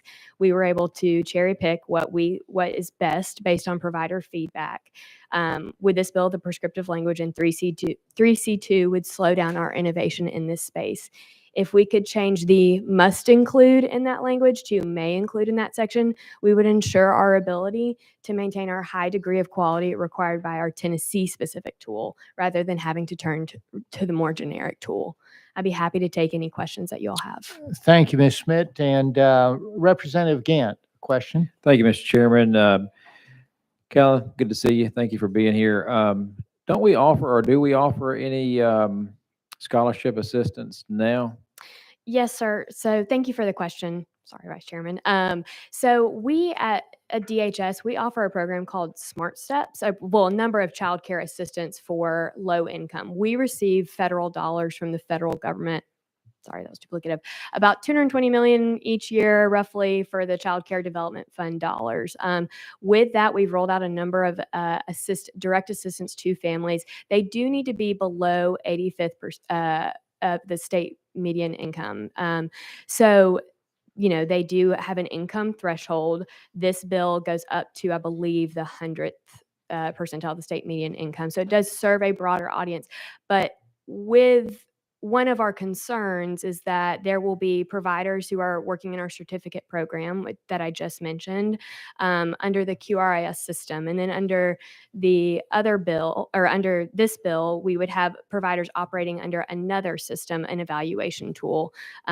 As of October 1st this year, we'll be live with our full QRIS modernization, where as a parent, you can go into a child care provider, and much like you go into a restaurant and see 0 to 100, you'd see that same for your child care program. We think that not using the same tool for both programs could lead to confusion for our consumers. Thank you, Mr. Chairman. All right, any other questions for the department? Representative Bolso. Thank you, Mr. Chairman. Good afternoon, Ms. Schmid. Going back to section 3C2, what, if anything, have you been told by TQE or anyone else as to why there's an aversion to moving from must include to may include? I appreciate the question, and I think that I don't want to put words in their mouth, but from my understanding, and here's a good point that as I believe it was maybe Chairman Sapicki mentioned, childcare is broad, and there could be a provider who wants to focus on having a safe environment for somebody while their parent goes to work and providing that. Then there's also a provider who may want to have a more enhanced focus on education, and that instructional quality piece is important to TQEE. And frankly, it's important for those providers who want to provide it. But we believe at DHS that we are not hearing an outcry for specifically educationally intense childcare. We're hearing an outcry for childcare slots. There is not enough in Tennessee. TQE actually issued a great report last year outlining some of the challenges in that. So for us, if we're going to receive state dollars for childcare, we would prefer it being a little bit broader of a definition so that more families could benefit. Representative Bolso, you good? Thank you, Mr. Chairman. One follow-up. If you could, Ms. Schmid, just articulate for us what adverse consequence in the view of DHS would occur if the committee were to pass this bill in its current form, where it uses the terms must include and not may include. Thank you for the question. I think that it could lead to duplicative and confusing licensing standards for providers and parents. You want to pick I'm not a parent, but you want to pick a good place to send your child. And I think that we as DHS should make it as clear for both our licensees and not burdensome, as well as to the parents of here's where you're sending your child to. We want our parents to be informed and our providers to be informed. Next on the list, I have Representative McKenzie. Thank you, Mr. Chair. And to the same line that you were going down, but it's slightly different in terms of, I guess I'll say, as relates to what you would call a typical child care facility today, that's in a house that they've changed into a child care center, made all the standards, but it's just, a couple of ladies working it. Are they going to be impacted by this? And if they say something like, on their radio spot that they say, hey, high quality learning environment here, which I hear a lot, it's nebulous right now. Is this going to put standards on what that means and compliance with what DOE is telling us, in your opinion? Yes, sir. So that provider would have to opt into participating into this program, into this scholarship program, Promising Futures, where we would need to work out as a department through rule that shall be done now instead of may be done. We would have to figure out how to differentiate between the two licensing authorities in consultation with DOE, as they have a seat at the table on as well. And then, but if they did not opt in to that Promising Futures program, that they would not be eligible for this scholarship and would not be able to receive the dollars. Follow up? Thank you. Yes. So, my last question kind of deals with I guess data or need. Have you seen? Is there any kind of evidence that you've seen from prior students that are in K now or K4 or first grade that I guess I'll say loving instruction versus screened, because you say you're going to have a screener and screen type instruction, is that one's better than the other from all of your daycares, early childhood development centers that you manage or oversee? I have not seen any data that would show that, but I've also not really looked. I may have to phone a friend and see if DOE's got anything, but at this time, we don't have that type of information available. And if I can back up a little bit, I do understand the committee and TQE's desire. We also have that desire of what resources do we have at DHS that can try to help later on down the road. So we are exploring those avenues with DOE and other stakeholders. So I don't want to make it seem that I'm dismissive of this idea, or the department is either. Chairman Reagan? Thank you, Mr. Sponsor. And Ms. Schmidt, thank you for being here. As we have discussed previously, I have some points I want to bring up and get your response to.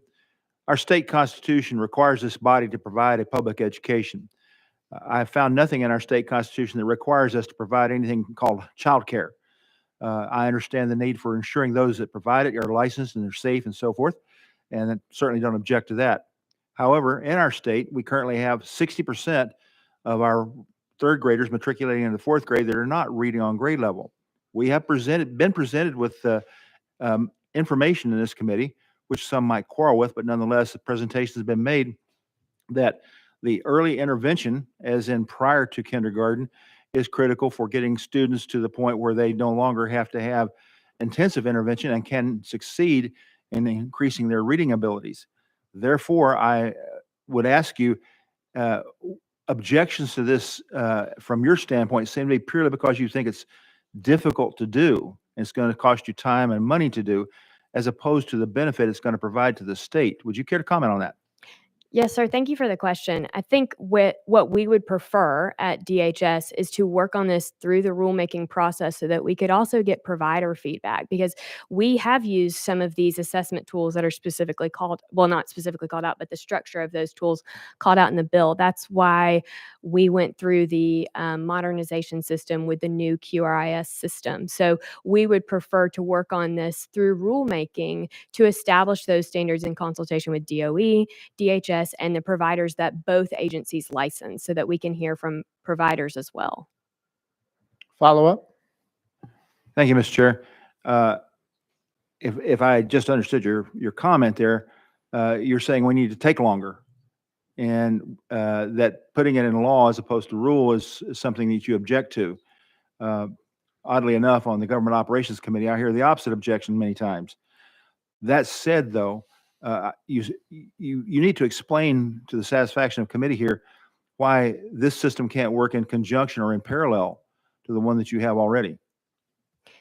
Yes, sir. I believe under the bill, I think we have up to a year for rulemaking authority to set up this program. So we would utilize the time in that. And I can tell you that we're very efficient especially when we have some legislators asking us on the status of rules for specific legislation. And we have great partners in this in DOE to also work with us. I think that for us, having two separate systems in addition to the financial piece of it, which would be addressed through the monies allocated in the bill. We have concerns about confusion for our providers. And I know that may not sound as compelling, but we have recently had multiple star ratings and licensing ratings, and providers were unsure of what what they should be doing. And so for years, DHS was really viewed as we would come in and shut agencies down, and there was confusion among our providers. We have since changed and are now offering more technical assistance and things like that. With two separate rating systems, we believe that providers and our parents of those, the consumers of those agencies, would have concerns about sending their kids to certain programs versus others, and that's a choice that that parent needs to make. But where we have concern is that our providers are not going to know which set to observe, so we would need to make sure we were very clear in our licensing and our rulemaking. Last follow-up? Thank you, Mr. Chairman. And for my last follow-up here, that I want to refer back to a comment that was made: if you can't measure it, you can't manage it. And the idea of being able to manage an educational improvement program, I did not hear you mention anything about your system that's currently in place that enables that. Is there something I missed? That what we would hope is that that would be developed in the rulemaking process in consultation with DOE, who has some expertise in this area as well. Go Okay. ahead, Chairman. I heard rulemaking, I heard in consultation, but that's exactly what this bill requires. So what are you saying is different? So we would like to be able to look at the specific tools that are out there, the assessment tools that are out there, and incorporate that into our QRIS model. That is currently, we would have to see if that fits in the bill, but the conversations with stakeholders on this bill have said that there's other tools out there. We have used those tools in the past and would like to use our Tennessee specific tool and build out that Tennessee specific tool in the rulemaking process. Representative Parkinson, did you have a question for our guest? I did, Mr. Chairman. All Thank right. you. You're recognized. Thank you, Callan. Thank you so much for being here. But, so let me ask this. I grew some concern from your statement. The fact that there is no demand or outcry for, you didn't say demand, I'm paraphrasing. So the fact that there's no demand or outcry for high quality educational outcomes is one of the reasons that you're not really excited about where we're going. That's challenging for me, and let me qualify that. A lot of our children are coming into the educational system in kindergarten or are already years behind, and the fact that we're in the education committee. And to hear that there's no demand or an outcry for high quality educational outcomes is problematic, and is indicative of the issues that we're facing. And a lot of these children that we're talking about come from communities, that are high risk in nature, and in many cases after 10 years will be in the justice system. And so to hear that being said is really problematic for me. And my question to you is with what is being offered, why have you all not already looked into the tools that are available, for use to make these things better, versus now with this bill being presented, starting to look into it? Thank you for the question. I should rephrase. I apologize if it wasn't as I intended. Okay. When people call the Department of Human Services trying to find childcare, they just want to find childcare. They want to find somewhere safe to put their child, and so we want to support them in that. I mean, I have friends right now who are on wait lists that they will be for a year. And so that's the outcry that we hear most at DHS is, where is childcare and why are y'all being slow on licensing this new agency? That's where we hear that outcry. We are looking in and have been, and honestly, the conversations had existed before this bill came to be in some capacity, but DOE and DHS, Education and Human Services, have really, knowing this is a priority, knowing that there is a crisis at that level, we have worked together to see what resources are out there, what existing resources, do we need new resources, and how do we move forward to try to solve this. If I had a silver bullet, and Blair and I have talked about this, we'd be in a really great place of just easy fixes of, oh, here's the easy fix, and we'd be done and move on to something else. But this is a challenging topic. There's DOE licensed facilities, there are DHS licensed facilities. Our providers are private providers. So what can we encourage or incentivize? What can we not do? What federal regulations do we have to follow? What state regulations do we have to follow? What are our providers saying? Those are all factors that go into this. So I can assure you, we are looking into it. Yes, final follow-up? Yeah, Mr. Chair, this is actually, I'm going to forego my next question, but I do want to know, is there anybody from TQE on the list that can? Oh, They already spoke. okay. Is there, would that be problematic to have them back up? We did it I in have the a last session. I have a couple more for the department, so let me get to them. Yes, sir. Okay. Okay. All right, Representative Lafferty. Thank you, Chairman. We currently have a shortage. Forget the adverbs, the highly trained, the quality, whatever. Forget all of that. We currently have a shortage in the state of Tennessee for daycare providers. Is that correct? Yes, sir. Okay. If we don't have the ability to fill those positions now, where would these people come from if we proceeded down this path in the future? Where would we get these folks? Yes, sir. I think that leads into broader conversations about, where our partnerships with higher education and training in the early childhood education pipeline come from. I think that is a concern from folks, is that there's not enough teachers. It's a high turnover field. Just anecdotally, not related to this bill, we do provide assistance to childcare providers who are seeking to further their education through the wages program, also paid for by CCDF. So I think it's a good question, and I don't have an answer for you at this time. All right. Thank you, Chair. All right, Representative Love, a question for our guest. Thank you, Mr. Chair. About 2006 to 2009, I had the pleasure of, as a volunteer director for 18th Avenue Family Enrichment Center, to experience the challenges of daycare financing, childcare financing.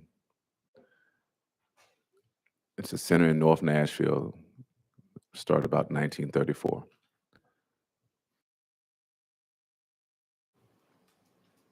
If we don't have, my opinion, things like what Chairman White is proposing, you will have more closures.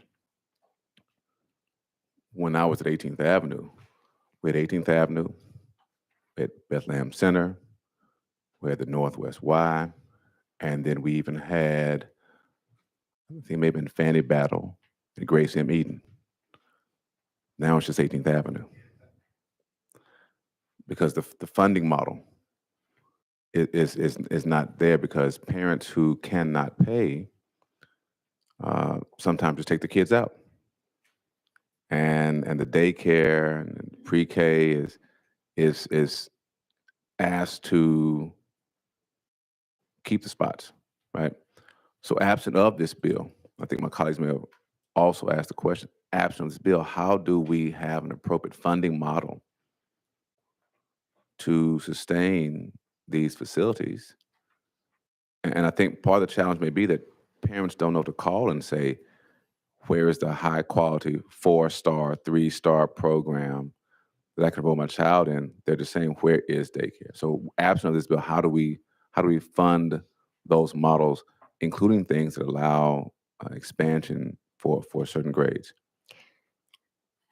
You'll have to forgive me for hopping up and pulling Blair up with me on our soapbox on this one, because I think that is a great question. Our objection to this bill is not the idea in principle. We think that there's a way to incentivize this. We want to make the definition a bit broader so it can apply to more providers, because this would serve a population. We can serve up to the 85th percentile of the state median income with our federal dollars. This would go beyond that, an extra 15% of that. So this would be state dollars coming to childcare providers and to help with scholarships. We think that that is not a bad idea. We just want to make sure that we get it right in this first time that we are getting state dollars to support scholarships for childcare. I think that the sponsor has been, and TQE has been, we are all in alignment of how to get there, of where we're going. Just how to get there is where the question is. And I think that's why we want the definition and the rulemaking authority to be a bit broader so that we can encompass more providers. Okay, thank you. Thank you, Mr. Chair. Representative Sapicki. Thank you. Thank you, Callan, for coming in today. So there's been a lot that's been unpacked right here on this. And I understand what DHS is trying to do, what DHS is trying to protect. I get it. There's nothing in this bill that disrupts that process that you have already. But I think some members have touched on the point of, can we do better? Can we create a program through DHS, through this bill, to create a better option for parents so that when they call on the phone, like my colleague from Nashville said, a parent could ask the question, what's the best? And are there openings for the best for my child? Rule promulgation is in place right there that I'm sure you saw that we changed that to shall. And so I'm struggling here to find out is if we have an opportunity to take proceeds, use them to create another program that we can study, because if I understand right, this is still a pilot program that's going to expire in 29, that we can collect the data that our Vanderbilts of the world continue to tell us that this system that we have in place right now is not yielding the results that we're asking for in K1, 2, and 3. Can we not use this language to create an option for parents that are looking not only for childcare, but childcare that helps their child become literate at a younger age? That's my question. Yes, sir. So thank you for the question. I think that we agree with how can we inform the parent as to their options. We have multiple tools to do that now. That's why the QRS system. We want to make sure that it is clear that there is one QRS rating system and here's where your provider ranks on that. Broadening the definition of that quality assessment tool as we have hoped for in this. And again, it's just that 5% that we didn't get to agreement on. Broadening that definition, we believe, helps keep it clear for our providers and our parents as to what they are getting. Because we will have that back and forth in the rulemaking process with DOE, in consultation with DOE, to make sure that we are meeting those standards, creating those metrics, and making sure that we are reporting back to the General Assembly on the effectiveness. Chairman Sapicki. I hear what you're saying there, but expanding, to me, I hear the word blending into existing status quo. This program is not to be blended. This program is to stand alone so that we can collect data from parents that want to engage in this type of childcare, I'm going to call it literacy childcare, right? It's not where my child can go so I can go to work. It's where my child can go so they're going to get supports and additional things that are going to help them be able to be academically successful when they hit pre-K, when they hit kindergarten, so that when, I'm sure Vanderbilt's going to do it again, when Vanderbilt does another study and they start looking at the two comparables between the two programs, now we're going to be able to identify, yes, this program that Chairman White is proposing does have academic benefits when the children start to hit pre-K through 12. So I hear what you're saying, but there's an opportunity here for us to expand something on a short-term basis to collect the data to see if we can change this matrix of childcare in Tennessee to now maybe, instead of this being on the outside, this becomes the main line of DHS to change early childcare. So there's really no question, it's a statement. Thank you, Mr. Thank you. And that's all I have on the list for our guest. And so without objection, we will go back into session. Thank you, Ms. Schmidt and the department. We're going to go back to the sponsor, and then I have some on the list that have some questions for the sponsor. So sponsor, you're recognized. Thank you, and I appreciate it very, and appreciate your patience, committee. Chairman Hicks down here is giving me the evil eye, so I'm ready to move on whenever y'all are. All right. The first person I have on the list is Representative Fritz. No? Okay. Next, Representative McKenzie. So, thank you, Mr. Chair. My question gets into the financial aspect. Have you had conversations with THEC about releasing the sports wagering funds? And if so, are they amenable?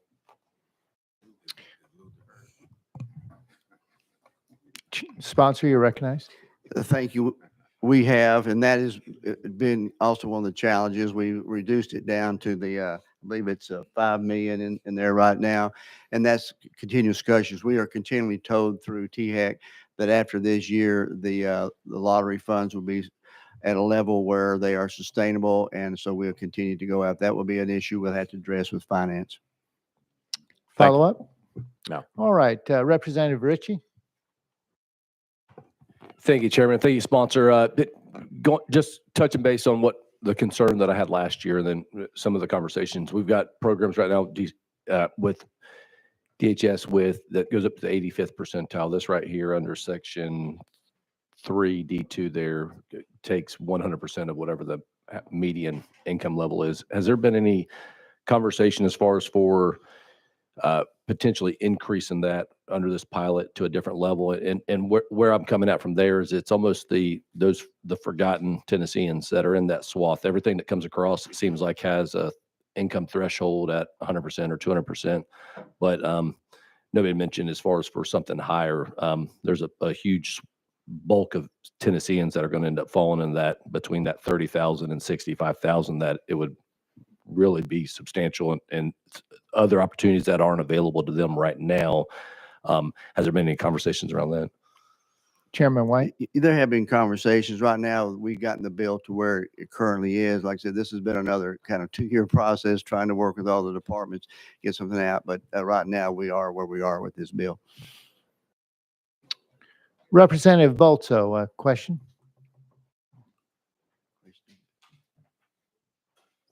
Thank you, Mr. Chairman.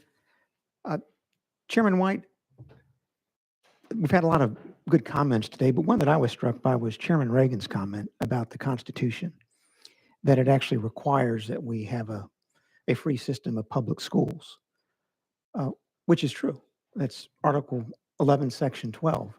And then the General Assembly is built on that in 49-6-3001 by providing that school attendance is compulsory between the ages of 6 and 17.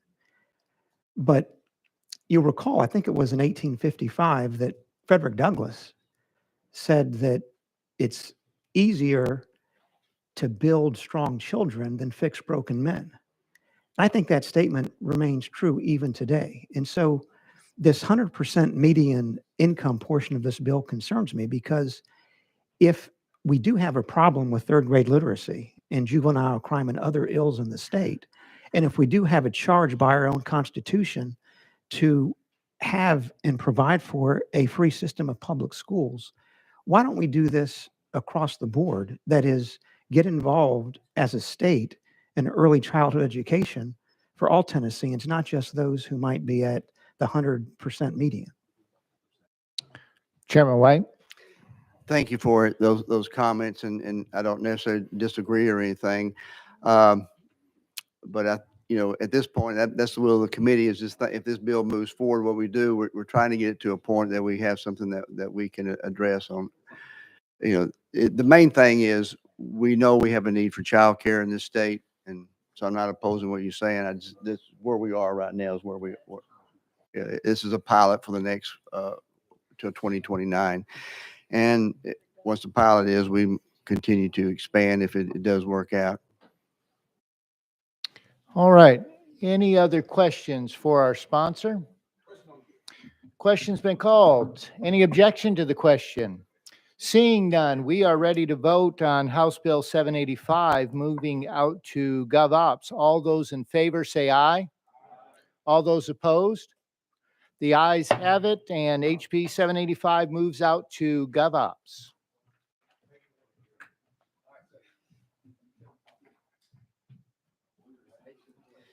Members, I really appreciate your patience, but we've had some members here waiting. If you give me just 10 more minutes, I will call up item number 2 by Chairman Hicks, which is House Bill 2326. It's my words. Chairman Hicks, you're recognized. Thank you, Mr. Chairman and committee members. House Bill 2326 simply seeks to create the same type of alternative path to promotion for fourth graders as are allowable for third grade students whose TCAP scores do not test at grade level. If the student does not show adequate growth on TCAP, but does show adequate growth on local benchmarks. And the you student have an can- amendment. Let's get that on there. Oh, I'm It sorry. does rewrite the bill, what you're That's right. explaining. My bad. The amendment is, the amendment working off, see if you agree, 17266. Yes. Yeah. Wait a minute. 016283. Oh, okay, I'm sorry. 16283, you're Yeah. correct. And this does rewrite the bill. Members, any objection to adding the amendment to the bill? Hearing none, all those in favor adding 16283 to the bill, indicate by saying aye. Opposed? The ayes have it. So we're back on your bill as amended. Chairman Hicks. Sorry, Mr. Chairman. I was so excited to explain this bill. I just jumped I right know out of you- the gate. I know you were. I know there'll be some questions. So this is just the alternative pathway for those fourth grade students that did not show adequate growth in order to be promoted on to fifth grade. We'll do that by saying that you can use the benchmarks to show adequate growth. You can also use the TCAP to show adequate growth. And then at the end of the day, that under this legislation, a student who's promoted to the fourth grade using alternative pathway who has not demonstrated adequate growth can be promoted to interventions and additional support. I'll answer any questions that you may have. Thank you. I need to go to Chairman Sapicki at this time. Chairman Sapicki, you recognize. Thank you, Mr. Chairman. Hey, I'm sorry. Thank you, Mr. Chairman. In having consultations with Chairman Hicks about his amendment, the amendment that I have, 17260, so I'm going to withdraw that. But the reason why I'm going to withdraw that is because there was a bill, House Bill 1183, that was before this committee a couple weeks ago that passed out of this committee that is in contradiction to this bill.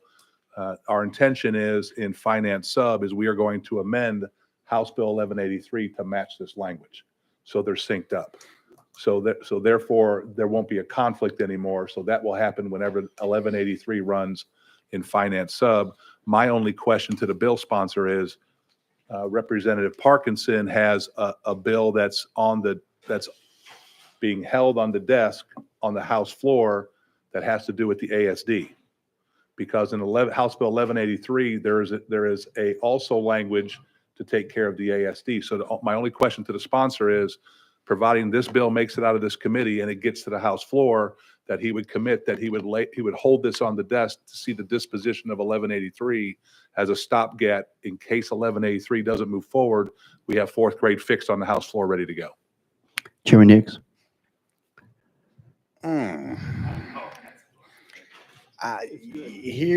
Here's what I'll commit to you that and I know that you have kind of taken this bill, the amendment, and put it into 1183. I don't see that there's a problem with moving forward with this bill. I don't know. I mean, I don't know what holding it up, because because at the end of the day, this bill, you're going to put it into 1183. So it's the same thing moving forward. So whether mine goes forward or the 1183 goes forward, I don't know that there would be. So I don't know that I can make that promise and not say that, look, my intention is just to run this bill as you see it. So, and no games, and I don't want there to be any games. It's just what you see is what you get. I don't want to get crossed up with 1183 in one form or fashion. I hope that makes sense. That's where I'd be. Of course, I'm at the will of the committee. Okay, Chairman Sapicki, or you recognize? So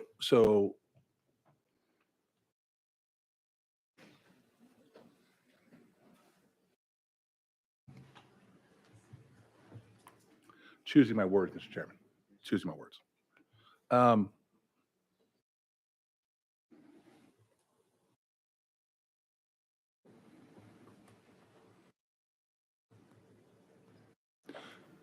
So the not trying to derail or slow down your fourth grade because it is very important to the people of Tennessee. We have heard very clearly that they do not like the fourth grade part. You have made it very clear that you do not like the fourth grade part about retaining students at all. Sure. Which is the result of this language. This bill came after 1183 came through this committee. It came in after. This committee has voted to move that bill forward. GovOps has voted to move that bill forward. That bill now sits in your finance subcommittee, waiting to be heard.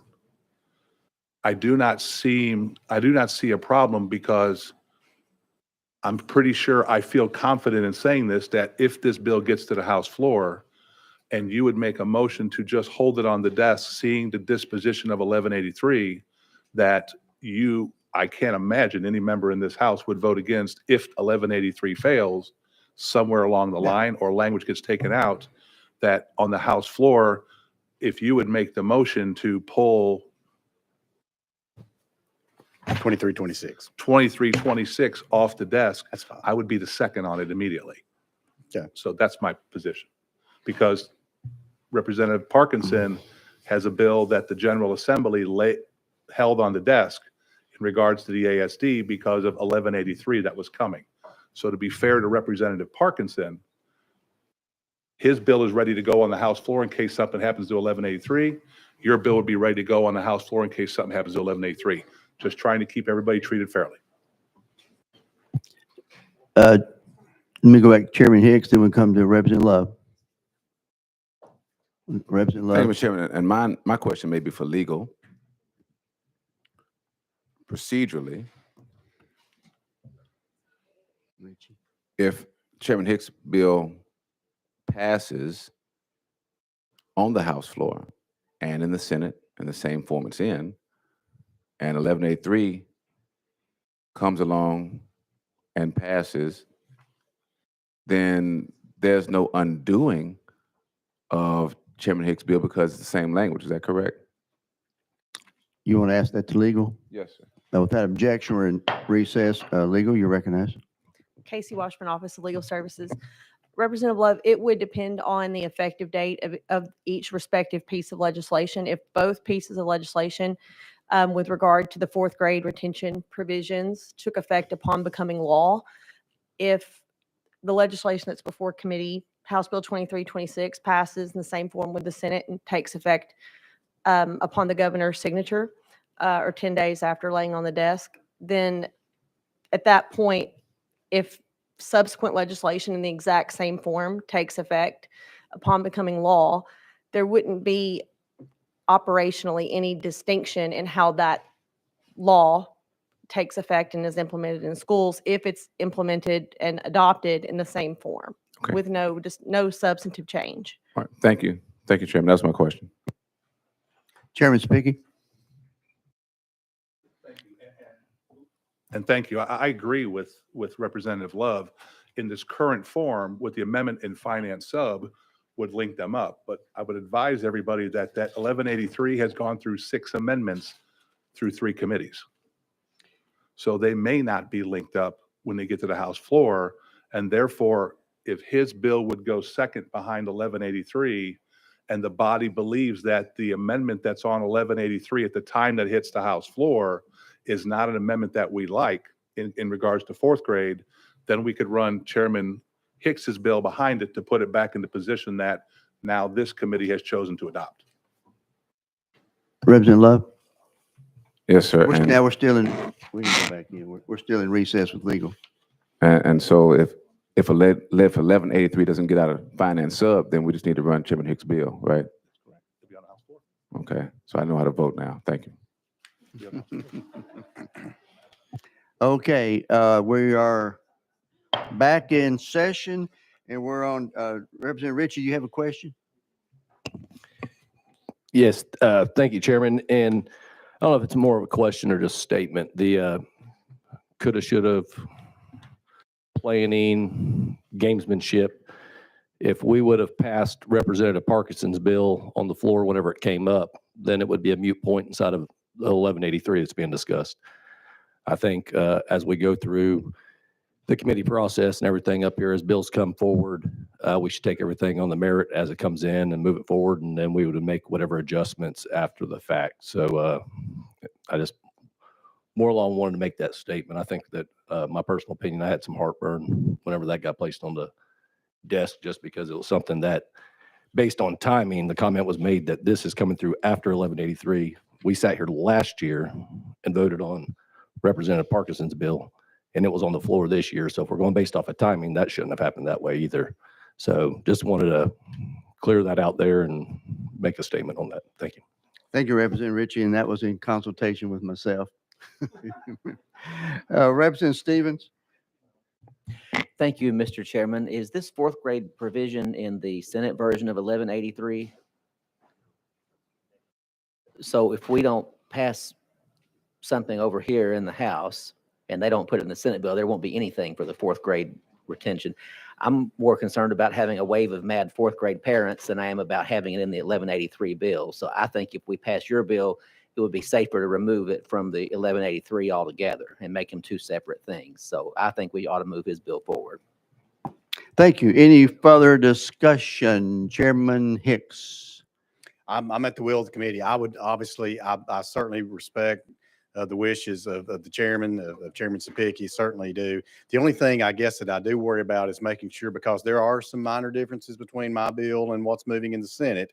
We'll get their hearts right over there. But meanwhile, we've got to get to the point where we can start having some dialogue. And so I don't want to slow it too down and, slow it down too much and run the clock out, I guess is what I'm a little bit worried about. But I'm at the will of the committee. Chairman Gant. Mr. Chairman, I make a motion, we move this out.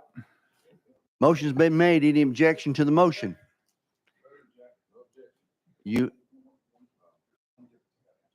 Representative Gant, would you allow him to ask this question? I will retract it. Chairman Sapicki? Thanks. Just real quick, the Senate put an amendment on this that only makes this bill viable for 2 years.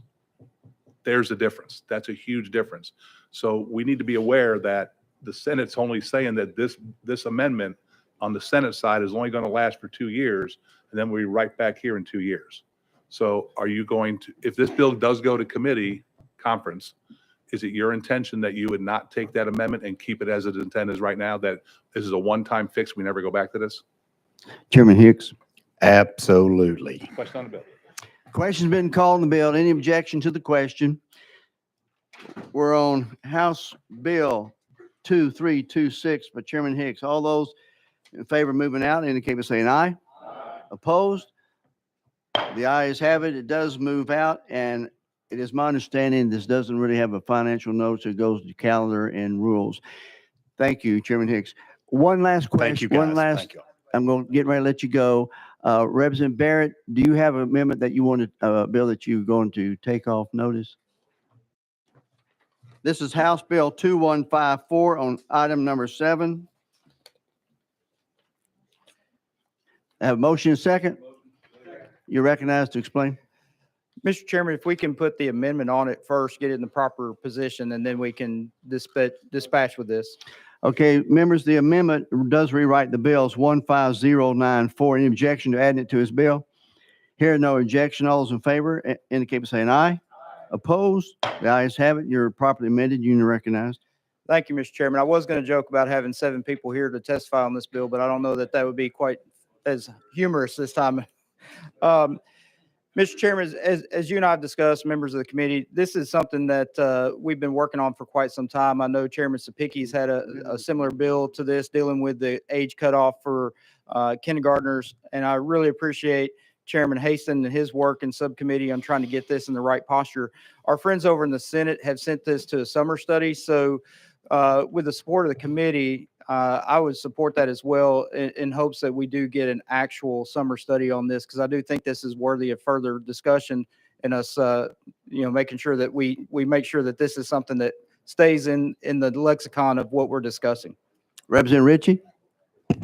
Thank you, Chairman. Thank you, sponsor. Definitely something that had a lot of discussion back in Blount County that I think that deserves some more conversation on, maybe doing like a phase in, but I would so make that motion to send this to Summers. Motion is second. Any objections?